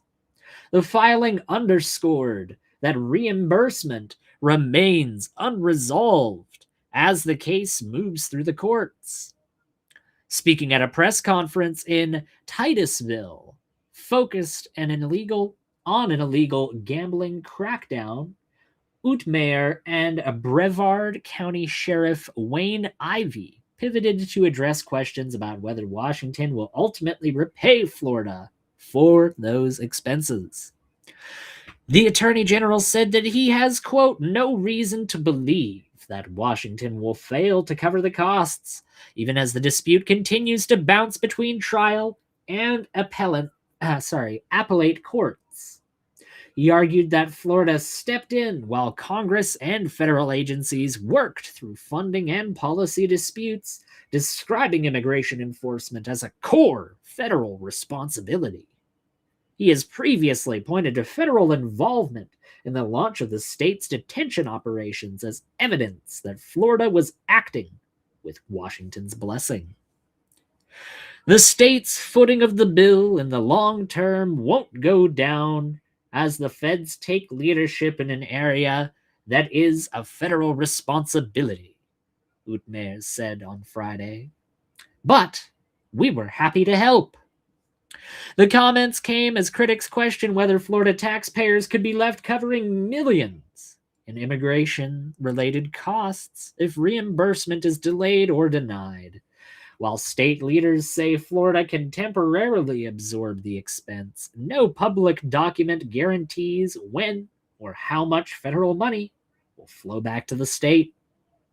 State officials have described the effort, including the use of a temporary detention facility dubbed Alligator Alcatraz, as necessary to support federal enforcement. So there we go, ladies and gentlemen. Seems pretty open and shut, right? I mean, the Attorney General said that the federal government is coming in. They're coming in, guys. They're going to foot the bill. Don't you worry. We didn't waste all this money. This isn't getting foot by the taxpayer. What are people worried about? Oh. Shit.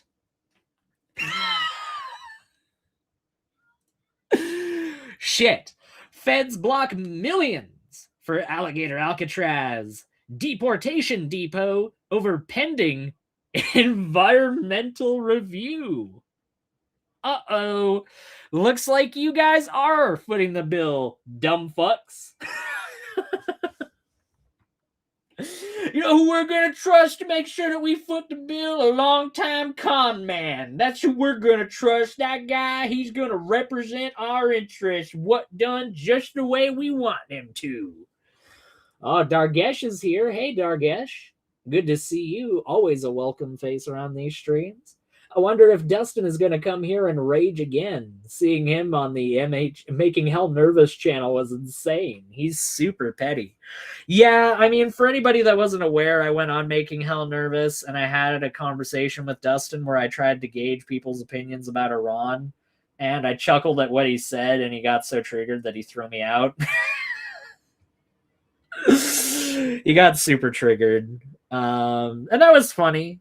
But yeah, definitely not something that I'm going to get anywhere near worried about because it's not worth it. It really isn't.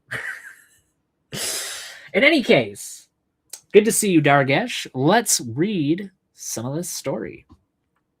The federal government is withholding a $608 million grant to help pay for Florida's migrant lockups because a required environmental review still hasn't been completed. Newly released records show. You know what this is like? You know what this is like? This is literally the equivalent of if you fucking... I'm sure everybody who's been a renter at some point in life has gone through this experience, right?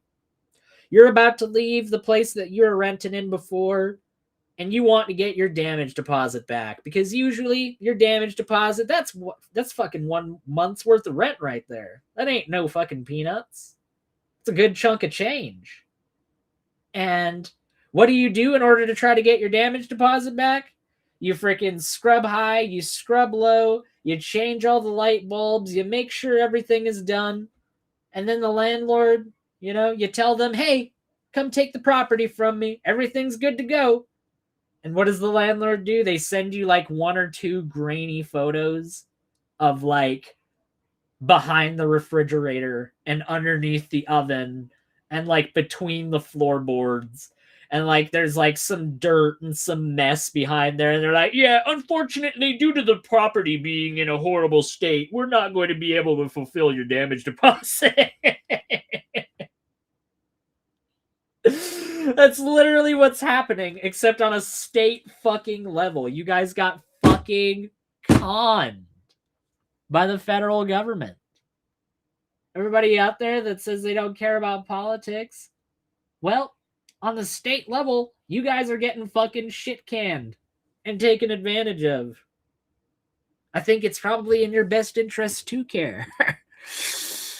Anyways, the so-called alligator Alcatraz and deportation depot centers were projected to cost $1.7 billion over 2 years, with Floridians expected to pay at least $1.1 billion, according to a nearly 3,000-page email and financial sheet reviewed by the Phoenix.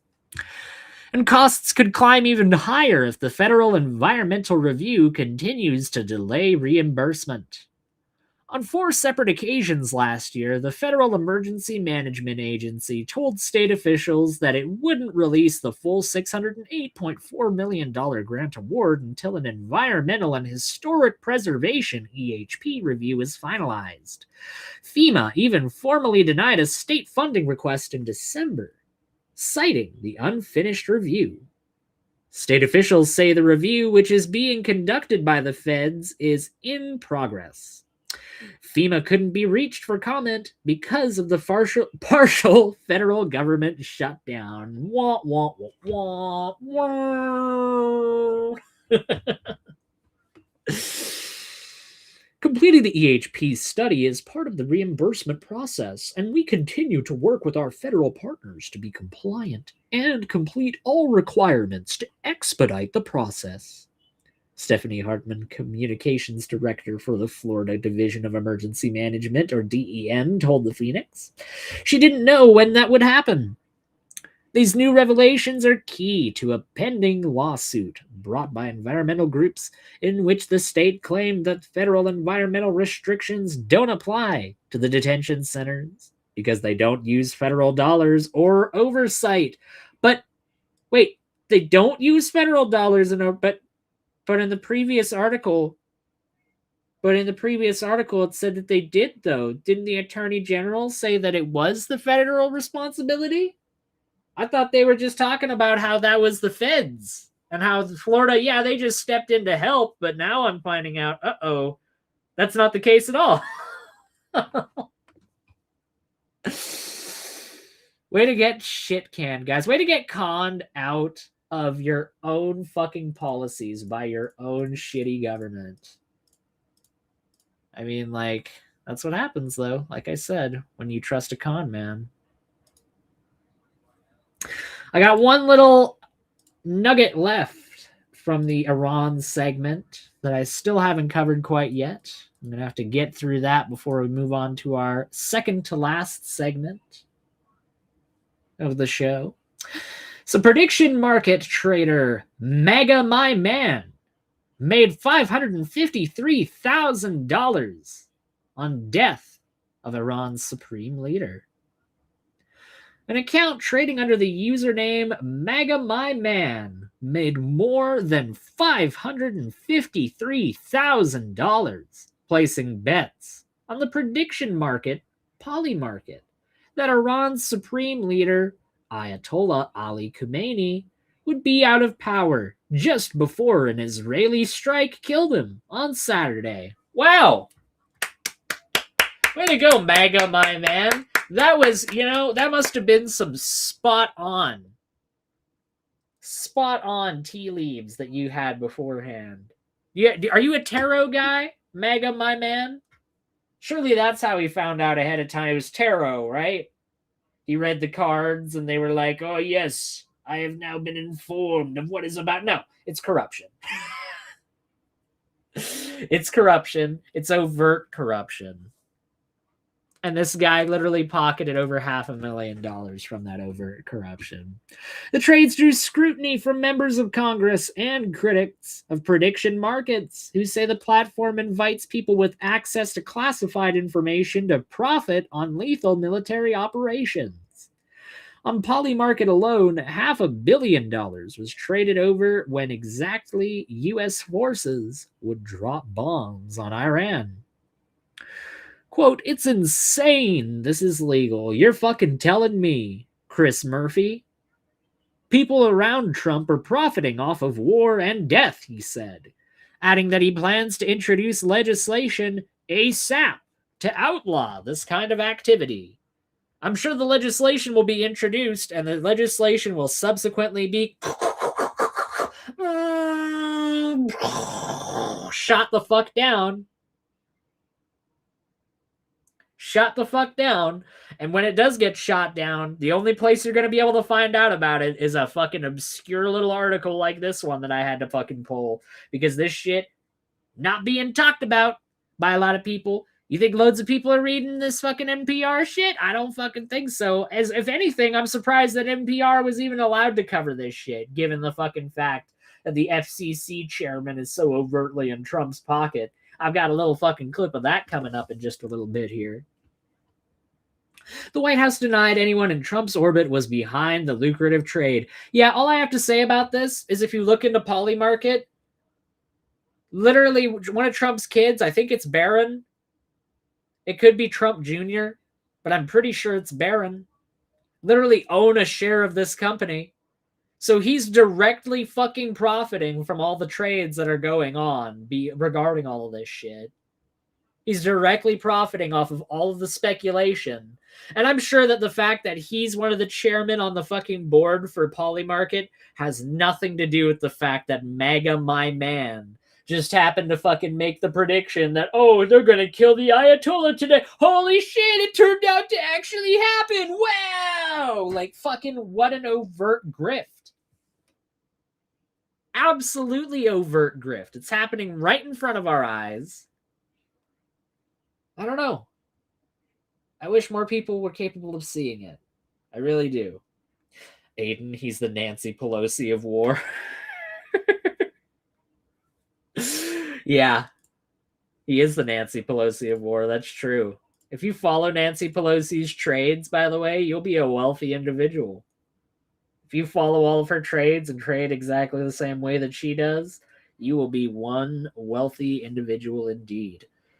Anyways, let's get back into our other segment.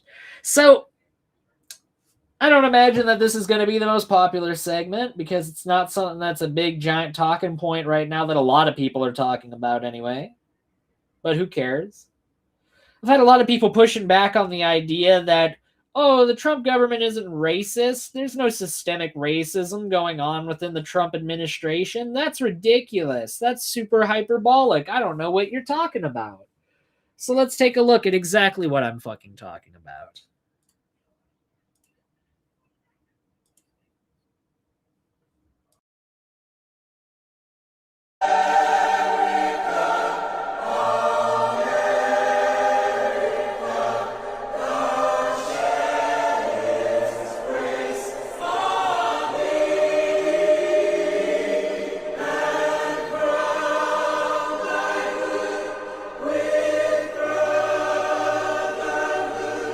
You know what? It might actually be going a little quick, so I'm going to read this. I'm going to read this bit by bit. It says, Trump destroyed Black Lives Matter Plaza, but brought back this monument to a founding member of the KKK.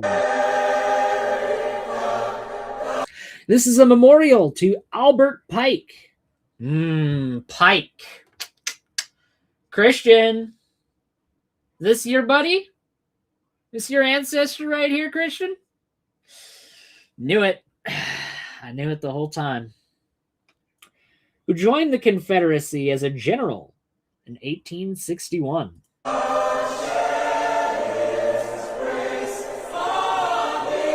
Pike was enlisted to convince Native American tribes to join the South and fight to keep black people in chains. His military career was a disaster. He was arrested by his own Confederate troops for insubordination and accused of stealing military funds. After the war, his legacy got worse. Historians and the D.C. Council identify him as a, quote, chief judicial officer for the early Ku Klux Klan.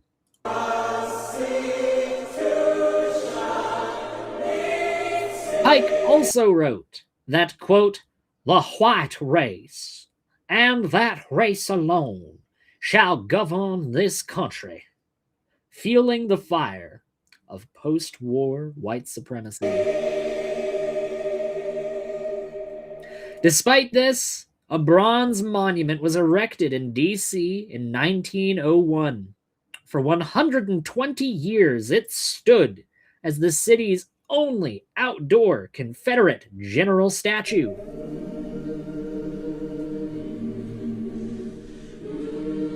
Local leaders spent decades petitioning for its removal, calling it a, quote, terrorist threat and an insult to the city's black residents. During the height of the George Floyd protests, people toppled the statue and set the bronze figure on fire. Fucking based.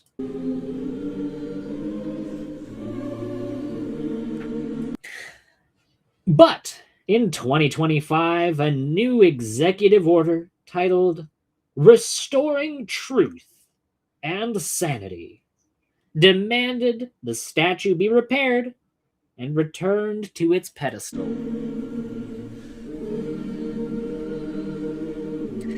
On October 26, 2025, the statue was reinstalled under heavy police guard and stood behind high fences. They call this restoring sanity. Dishonoring a treasonous war criminal feel like sanity to you? And that's really the question, isn't it? The idea that these people that are going against America right now are domestic terrorists. They're domestic terrorists, folks. That's what they are. You want to talk about a domestic terrorist? How about we talk about a guy that actively led a fucking rebellion to try and tear your fucking country apart?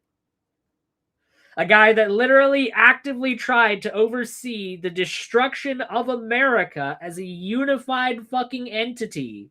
That's the guy that you want to restore the statue of, while simultaneously claiming that anybody that's critical of your fucking government is a domestic terrorist. What a fucking joke. It's not a good one either, it must be said. It's really not. So we'll see here another example of this totally not systemically racist government, totally not trying to remove Black history. That it's removed from Philadelphia's independent national historic park.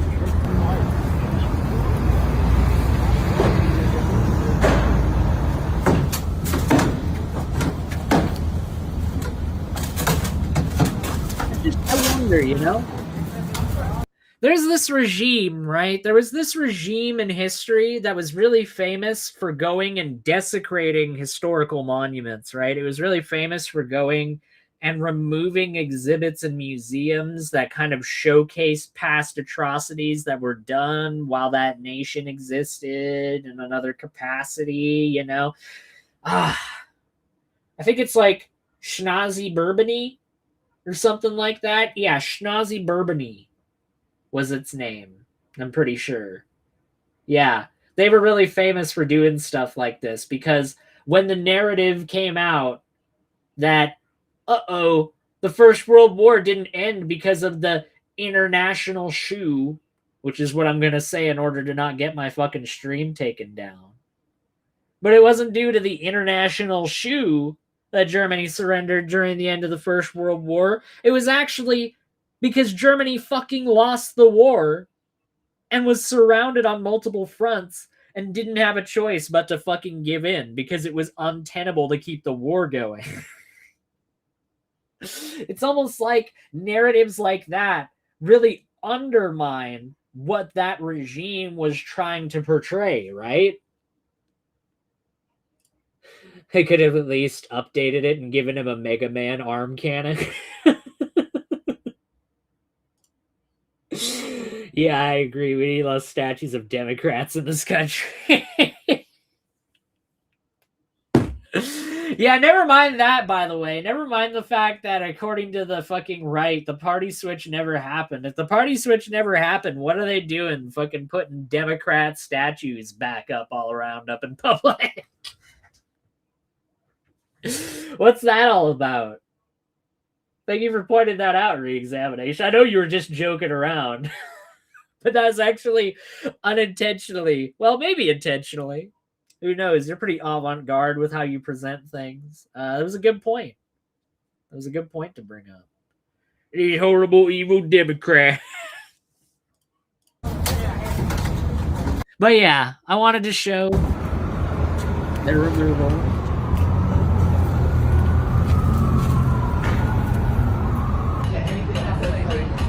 In Philadelphia? Or everywhere?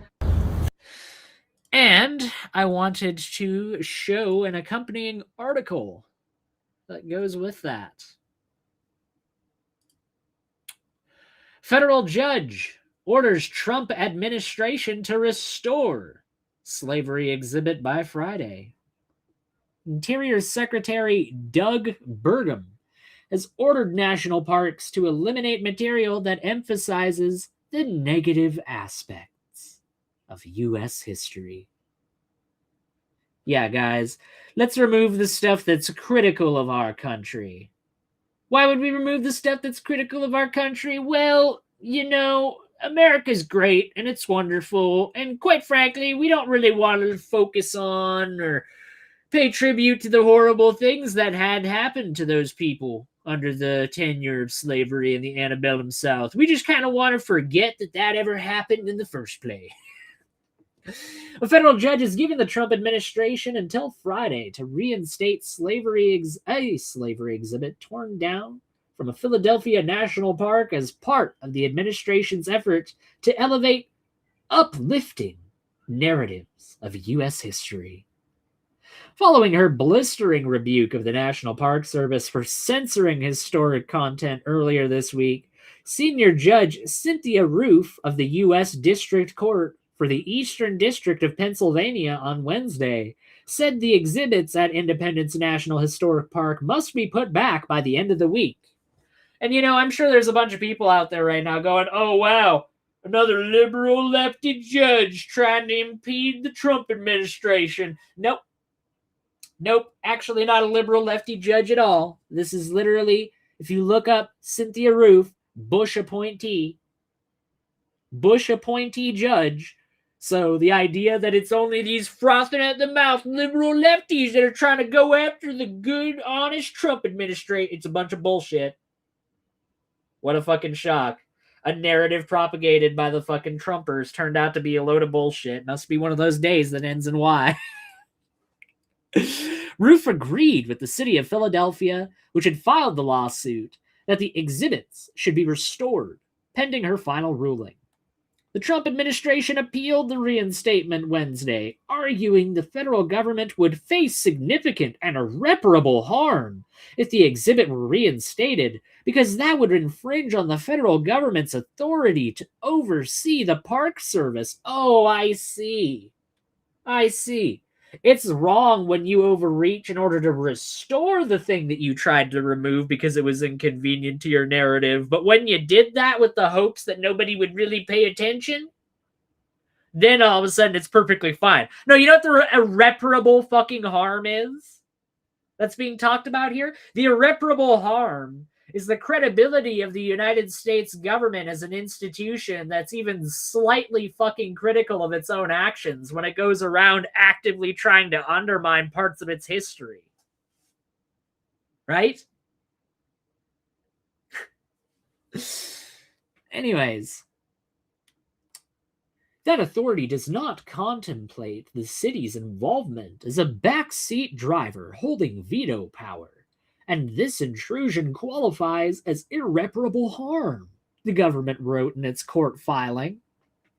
The removed exhibit explored the lives of enslaved servants whom George Washington and his family brought to Philadelphia during his presidency, when the city served as the nation's capital. Yeah, who cares about the fact that George Washington had slaves, right? No, everybody that was in George Washington's estate were just good, happy-go-lucky people what were so grateful to be there. Let me tell you that much. Yeah. It's fucking nightmare fuel. It's nightmarish. It's awful. It's literally happening right in front of our fucking faces. This history is being erased.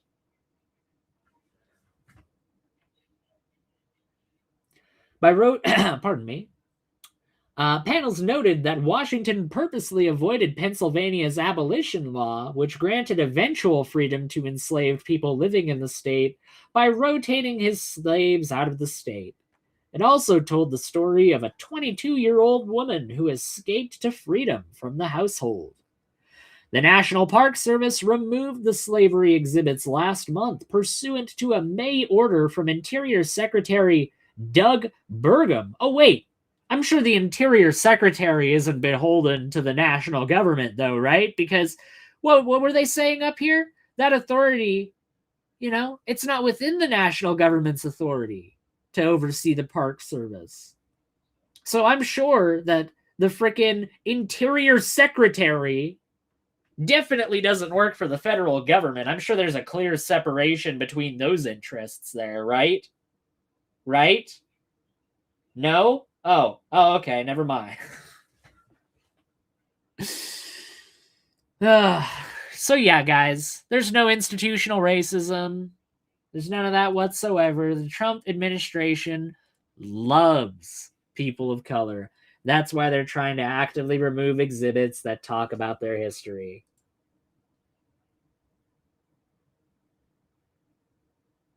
The Interior Secretary picks some good drinks. Man, this side chat has been consistently good throughout this stream. It really must be said, folks. It's got to be said. It's got to be said. All right, moving on to our next segment. But to have redacted files that are not showing us the names of these predators is wrong. These are very powerful people. This was a very expensive business, and we don't know who they are. I would imagine they're very prominent Republicans, very Republican Democrats, and we are covering up for them. We got to know what's going on out there, Madam AG. It looks like you want to say something. I'm going to give the opportunity to address my statement. I look forward to working with you on any crimes involving child sex predators, children, and also cyber crimes. That is a tremendous problem now throughout our country. AI, you are correct. AI is causing great problems online. We're working on that though. AI is an incredible tool, but it also can be fraught with peril with victims of crime. I've experienced that with someone I know who we've been trying to help. I look forward, though, to working with you on that and all Madam, cybercrimes. Can I? Please, go ahead. And as I said before, to any victims, we ask them to come forward to our office, and we want to work with them. I have never not worked with a victim, and I believe I've actually spoken to several of the Madam, victims' if I can reclaim my time, I sitting only have a minute. behind me. If I can reclaim my time. I just think we start out by making sure those redactions are unredacted, those Epstein files, to make sure that the public, according to the law, following the law, that those names in those files are made public. We have to make sure we tell those predators there is no place for them to hide, and if they commit the crime, they're going to fry for it. It starts with showing us the names of the perpetrators in the Epstein files. May I respond to that? Sure. Okay. So if any man's name was redacted that should not have been, we will, of course, unredact it. If a victim's name was unredacted, please bring it to us and we will redact it. We were given 30 days to review and redact and unredact millions of pages of documents. Our error rate is very low, The but there are victims are always right going to behind be you. We've errors got to convince on them both sides. that we're doing a And good we're job doing everything of we can to help protecting the them. victims. We will Thank do you, everything Mr. we can. Support journalism you trust. Support PBS. Don't support PBS. No, don't click that QR code. It's a liberal scam. No. PBS public broadcasting that's not beholden to a particular government's narrative on things. No, get away from me.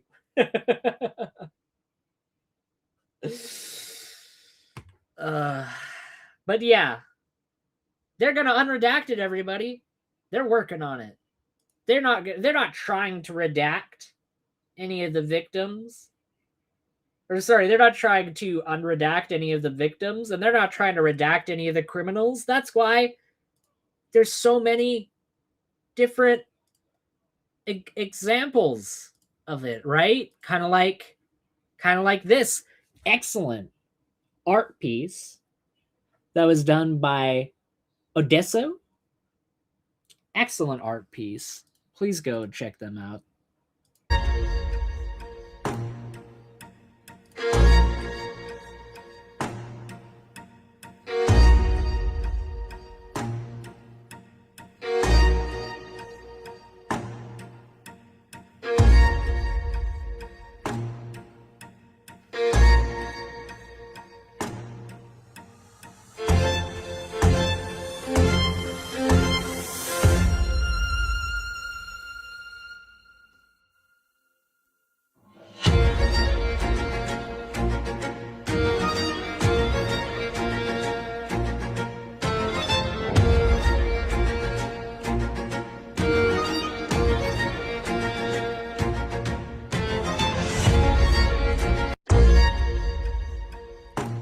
Never not worked with a victim is an interesting turn of phrase. Yeah, no kidding. But yeah. I just thought that was an excellent art piece right there. Seriously. Because it's true. It is true indeed. Next portion. I have part of this Fox News broadcast. I'm going to try and snip out the other guy's commentary here, but here's Fox News just taking this Epstein situation as seriously as they possibly can, you know? They really care over on Fox News about what's going on with Epstein, which is why they said this. It looks like he's mostly just a fixer, a guy who advises. He helps people with their problems. Sometimes those problems are, you need a girl. If you need it, he's got it. He's a sex rabbi. Fox News should fire both. He's a sex rabbi. He's just a fixer, and one of those things that he happens to be a fixer for is when you need a girl. Like, just a chronic fucking downplaying of this shit that's just occurring in real time. them just actively trying to undermine any kind of seriousness that's being taken for issues like this. Oh, just look the other way. He's a sex rabbi, guys. Ha ha ha ha ha. What a sick fucking joke, you piece of fucking garbage, you empty suit. How the fuck do you sleep at night? You're out here in order to inform the American people about things. And what do you do at that time? But just be another fucking bobblehead for the establishment. Great job, buddy. Great work. So I have Epstein victims accuse Pam Bondi of the unthinkable. Now, unlike this title that's obviously clickbait, I'm just going to tell you overtly what it is at the very beginning. They accuse Pam Bondi here of unredacting their names on purpose. I think we all realize now, oh, you guys really wanted to silence us. And you thought that you could scare us by putting our names out there. And it had a list of victims. It was shown, one, I think, a couple of times. One was redacted. That makes no sense. This is a list of victims. That's intentional. Multiple Epstein victims just to... Yeah, we know. We know. We understand. I love that form of commentary, by the way. It'll show you what it is, and then the guy, in an attempt to, like, make something new of it, will literally just repeat exactly what just occurred in that clip without adding anything new whatsoever. Like, at least I provide a little bit of commentary irrespective of what was directly said there, dude. Come on. Come on. Sex Rabbi is weird. AI's next album. Possibly. Possibly. We got 3 things left, ladies and gentlemen. Re-examination. I gotta give you credit where it's due, my friend. I must be entertaining you on some level, because it seems like you have been a trooper. You have rode through this entire goddamn episode. Almost 3.5 hours. We've gone through over 40 segments of commentary. I got 3 left. And he's still here, folks. He's still here. Even BS dropped out forever ago. When the hell did BS drop out? He dropped out a good long while ago. And I mean, credit where it's due. He was there for a good long while himself. Missing Mod, same thing. Big Bad Mama. We had some people that lasted a good long while, but nobody, ladies and gentlemen, nobody can claim that they outlasted re-examination. Especially Big Bad Mama, given the fact that he only lasted a minute, according to the beginning of the show. Had to get that in there. So yeah, I was talking earlier about how the FCC is essentially in Trump's pocket. If people aren't aware what that is, Federal Communications Commission. It's the organization in charge of American media and American media distribution. Let's take a look. Is President Trump your boss? President Trump has designated me as chairman of the FCC. I think it comes as no surprise that I'm aligned with President Trump on policy. I think that's why he designated me as chairman. But ultimately, Do you consider him your boss? Ultimately, well, President Trump designated me as chairman. I can be fired by the president. The president. So he's your boss. Look, the decisions of the commission are going to be based on a vote. You swore an oath when you came into your job, right? Does the oath have the word president in it? Senator, again, I'm not tracking this line. What I'm saying is every decision. Do you remember the oath that you took? Yeah. You swear an oath to protect what? Sir, every single decision. What is it that you're protecting? In this job, we're based on the facts, Constitution the of law, the and United record. States. Would it be appropriate for the president or senior administration officials to give you direction to pressure media companies? Look, sir, I'm not going to get into hypotheticals. What I can tell you again look, is decisions the by easy the answer commission. is no. Trump is not your boss. So the American people are your boss. I do not trust you that you can make these decisions with the independent mind that is needed. And with that, I'll yield back. Is President Trump your boss? President Trump is designated. It's just such a simple question that he's being asked, right? It's such a simple question. He's literally just being asked, is Trump your boss? And was president in your oath? And he can't answer it. And the reason why he can't answer it is because he knows full well that if he answers that accurately, it's going to undermine the position that, oh, I'm only doing this because Trump told me to do it, guys. Well, yeah. No shit. According to your fucking oath that you took, you're not meant to uphold what the president wants you to do. You're meant to uphold the Constitution of the United States of America, which more and more nowadays has just kind of fallen by the wayside. It's just this thing that people kind of bring up. It's kind of like in that fucking scene in Schindler's List where somebody tries to fucking show the passport and the passport just gets kind of fucking flicked aside. You know, people kind of try to show people the Constitution nowadays and people just don't care. They just throw it aside. They just go, who gives a fuck about that, right? It's just the founding document of our entire fucking republic. My boss has told me not to say he's Donald Trump. When you say your boss, do you mean your boss in terms of your job, or do you mean God? Do you mean God said, re-examination? I've always asked this of Christians, and I'm not going to ask you this as a serious question, because it's going to totally fucking throw off the entire pace of this conversation here. But when you pray, what does God sound like in your mind? I always ask Christians that because I get a different answer depending on who I'm asking. Every single time. It's always a bit different. It's usually a big booming voice, though. Is it a big booming voice? A big, beautiful, booming voice. All right, let's check out this next one.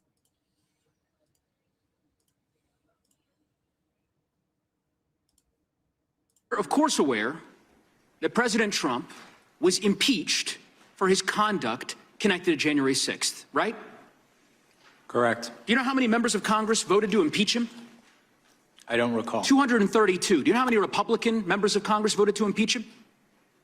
I don't recall. 10 Republican members of Congress voted to impeach him for his conduct related to January 6th, including at the time, the sitting Republican chairwoman of their conference. There was a trial in the United States Senate. Senators sat as jurors. I remember it well because I was one of the prosecutors who prosecuted that case. Do you know how many senators voted to convict President Trump of high crimes and misdemeanors during that trial, Mr. Smith? I don't recall. 57 senators. Do you know how many Republicans voted to convict him? I don't recall. 7 Republican United States senators voted to convict President Trump of high crimes and misdemeanors. It was the most bipartisan vote for conviction of a president in the history of the republic. So they can engage in as much histrionics as they want to try to rewrite history. But facts are facts. You're, of course, aware. No, they're not trying to rewrite history. When they take down exhibits showcasing slavery and how George Washington kept slaves, because according to the frickin' Interior Secretary or Interior Minister, I forget his specific title off the top of my head, but according to him, we need to be more positive about our history. No, these people don't have a history of fucking rewriting it and trying to bend it to suit their fucking agenda. I don't know what you're talking about. That's just alarmist nonsense. That's what that is. But yeah, it's true. The whole thing about January 6th only being insane people on the left trying to freaking prosecute Trump for that is not true. It's not remotely true. And any kind of attempt to rewrite history to try and make it the case is just yet another example of exactly what he just said. Just an attempt to rewrite history. And with that being said, let's get into our final segment. Ladies and gentlemen, it is at this point that I'm going to briefly open up the room. I don't have a long time to be here, truth be told. I really don't. But I'm going to open the room to people, give them the opportunity to join in. Let me just, nope, don't join the stream from your phone, Aiden. What you're going to do is you're going to go over on to the YouTubes. You're going to go to your channel. You're going to click on your live stream. And you're going to pin. You're going to pin that comment right up at the very tippy top. So that anybody that's watching this here live stream, if you want to come in, now's the opportunity. Let's say come in. very sexual context when you belch. Think about it.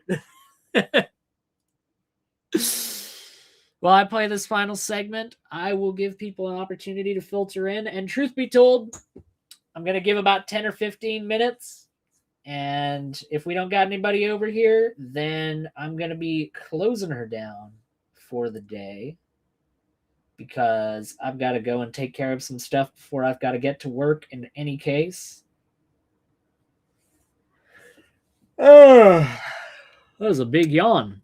Goodness gracious, as Brett Keane would often say in times such as these. Let's play this here video. Trump lies all the time. He just recently said he doesn't remember saying he was going to give $2,000 stimulus checks to all Americans, which he did say, by the way. Now he's backtracking on that. And then he's going to go to Detroit. I don't know why we would take what he says seriously, because it's his policies that are jacking up prices. His tariffs have increased the prices on cars. His tariffs have increased the prices on food. His tariffs have increased the prices on a number of items people brought during the holidays. So unless he reverses his policies, these prices are going to keep on increasing and increasing and increasing. And his focus is elsewhere as acting president of Venezuela. Donald Trump lies all the time. Alrighty. That concludes the segments, ladies and gentlemen. 41 segments. It only took 3.5 hours.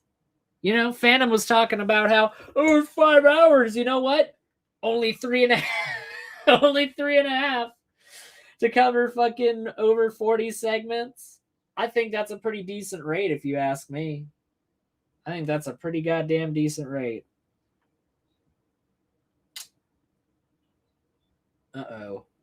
We've got breaking news coming in from Mr. Dean over here on the Discord. You know what, Dean? If you want to come on and have a little bit of commentary with me about that article, that will be awesome. But otherwise, I think I might keep that one in my back pocket for the next show. Thank you for sending that to me, though. I always appreciate everybody. I've got several sources out there, several people that like feeding me information like that. So always appreciated, Dean. But yeah, for anybody that's watching and everybody that watches after the replay for the stream happens, just let me know. Do you have anything that you want to change the show? Steven suggested 25 topic limit, 25 segment limit, and maybe a little bit bigger of an open panel segment for the show, which, you know, I could see that. I could see the validity for that as a format. So what I might do is I might put out a poll for my channel. I think I'll throw something up on the community section of my channel, being the only other one besides my live that literally has any activity whatsoever. But yeah, I'll probably put out a poll, see what people want. Do you want a topic limit? Do you not want a topic limit? And I'll go from there. So yeah, I'm probably going to be shutting her down, I think. Thank you to everybody that watched. I'm just going to say, I already did a special shout out to Reexamination, but once again, Reexamination, thank you for being here for as much as you were today. Much appreciated. Dargesh, thank you for being here. B.S. Lewis, as always, a treasure, a treat on these shows. Missing Mod, Big Bad Mama, Phantom X11. Let's see. We've got Robin. She stopped by earlier as well. Monsieur Claude, as always. Christian. He popped in really briefly. Hey, Christian. Hope you're doing well. Like 4 hours after you showed up initially. Oh, we got Peter dropping in. Peter, what would you like to say, sir? I don't got long to be here, so brevity is the soul of wit, my friend. Well, I had a suggestion for the show. What's your suggestion, kind sir? Less Aiden so people can join. I already said that was going to be the main thing, was whether I was going to put a topic limit up or not. Because I can do it. No, not a topic limit, just no Aiden for once. Hey.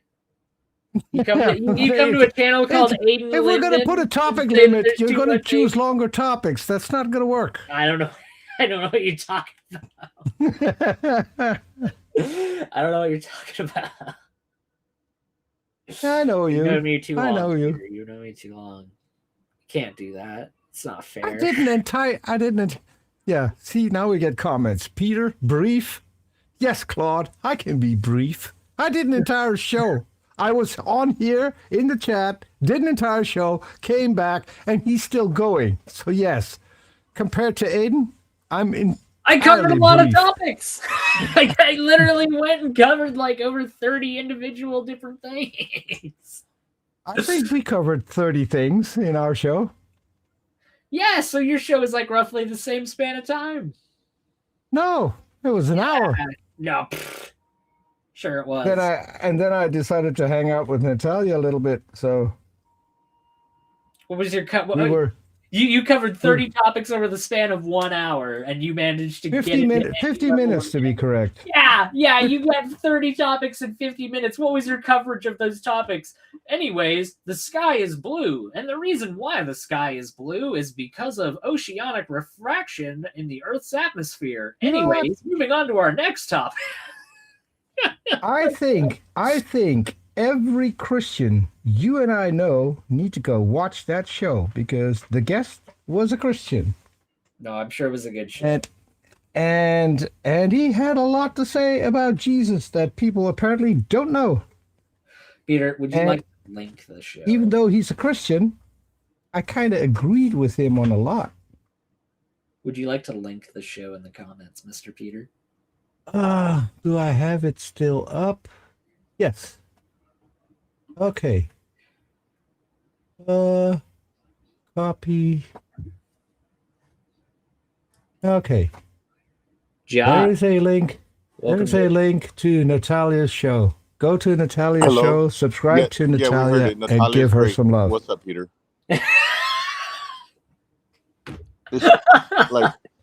Feels like all you've been doing here, like you held Aiden hostage to play some video where someone like vaguely made a French like type of impression and you know refused to like his stream unless he showed it. You're kind of a terrorist, Peter. I don't really I am a terrorist.